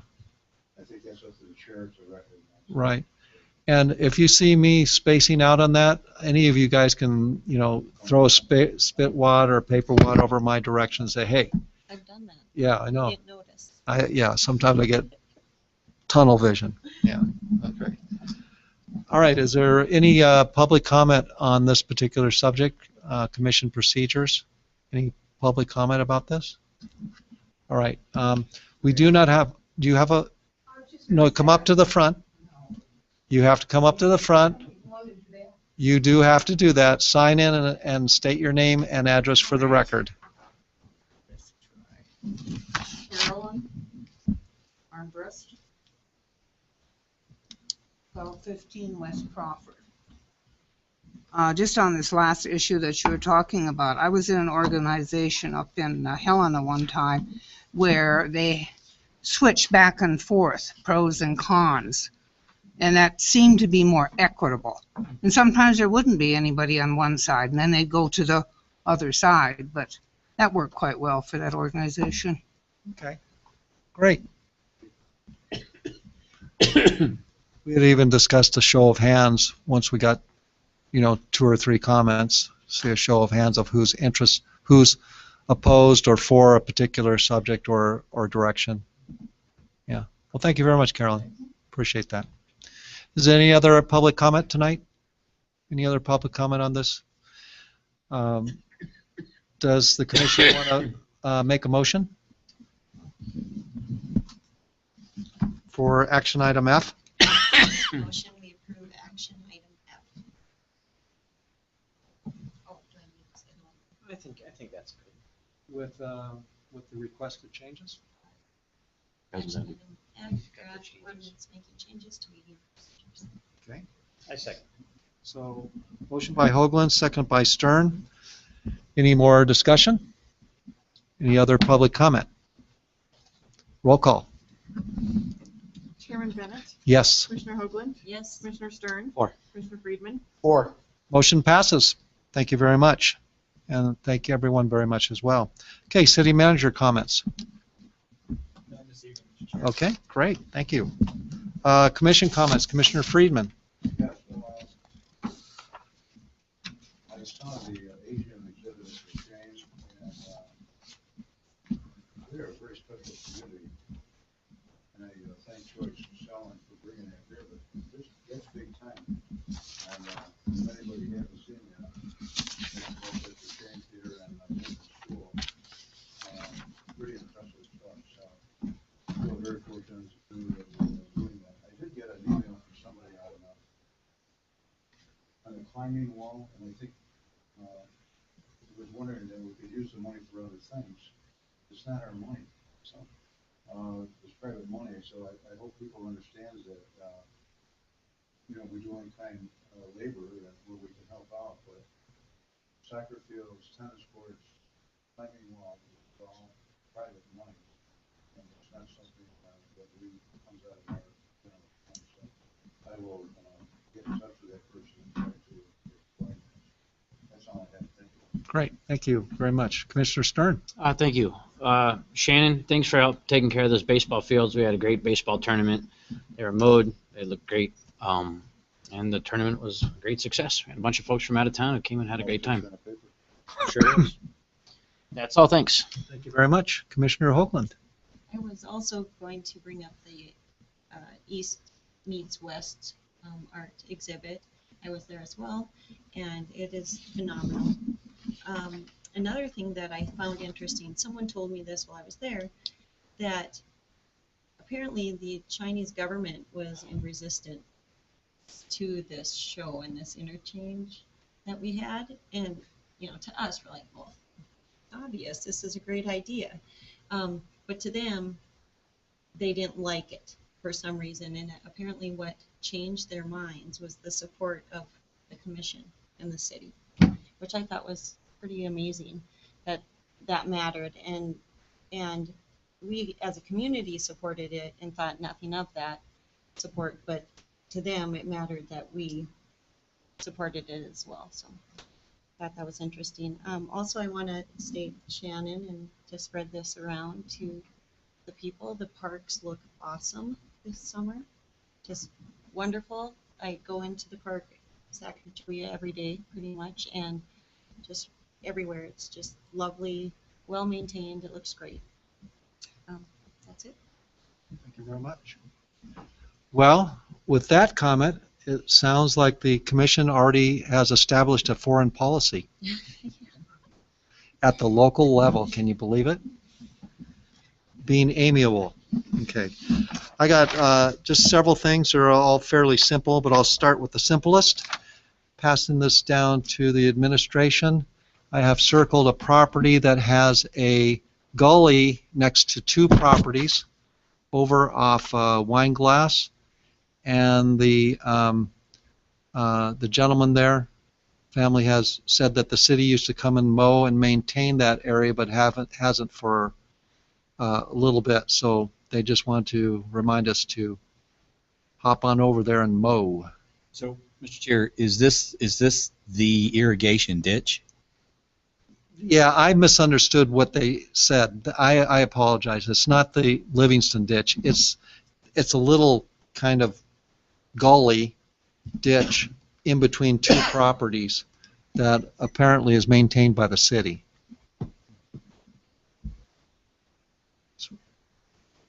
I'll investigate. Okay, thank you very much.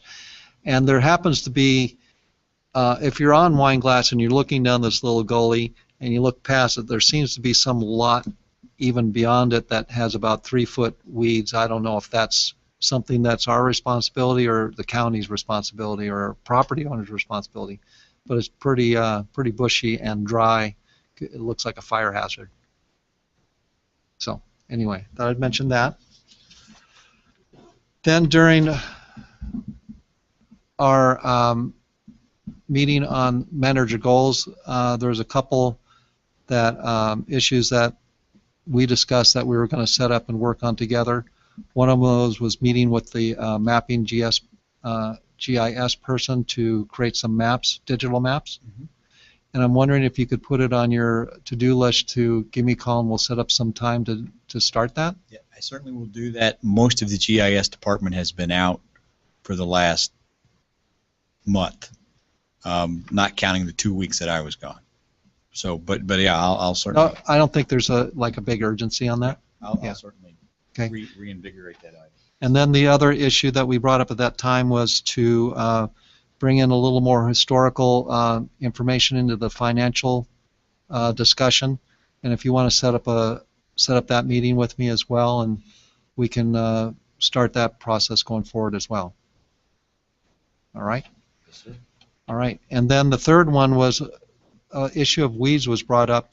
And what's the city's policy or ordinance on properties that are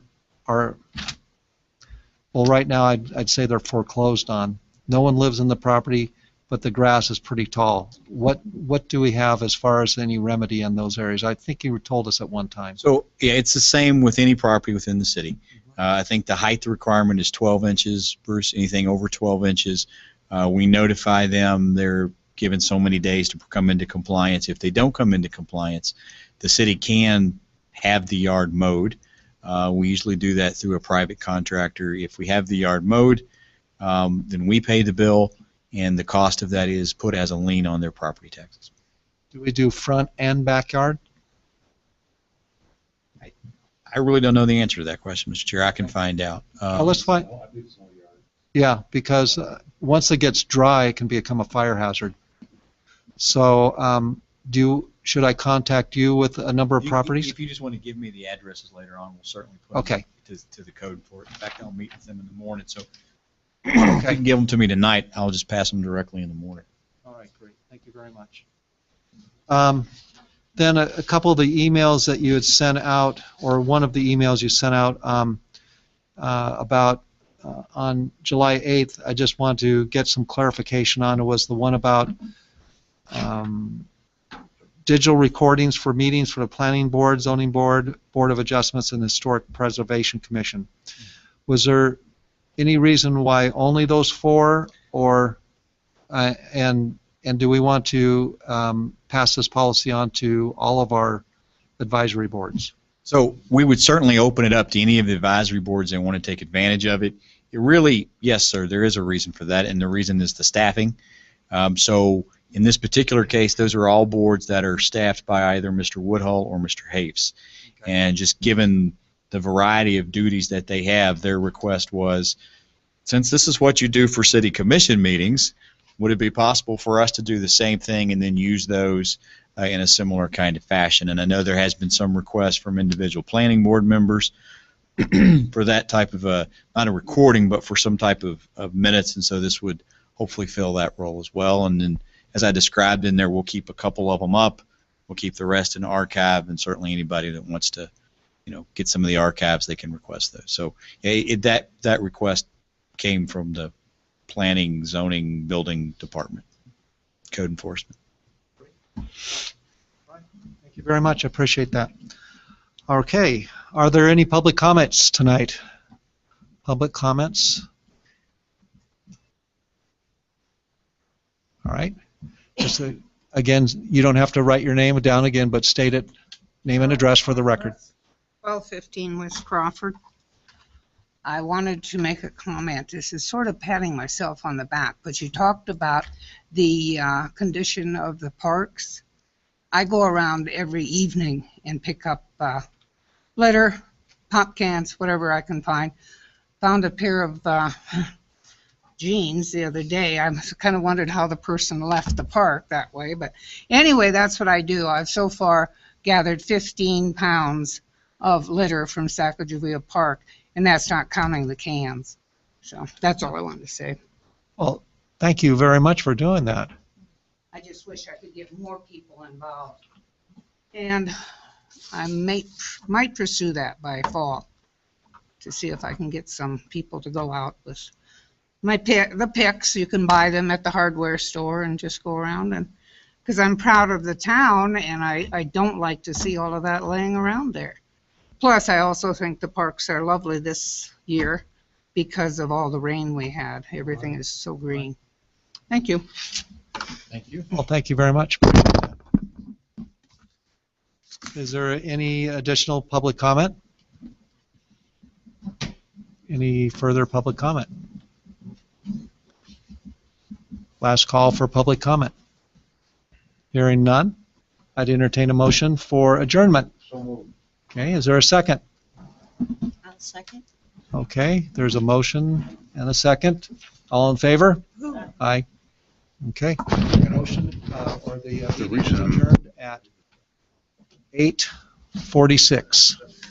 Okay.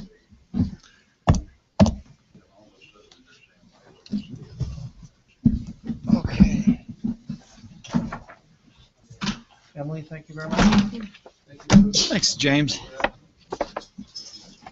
Thank you, Darren, for keeping the peace here. I know it.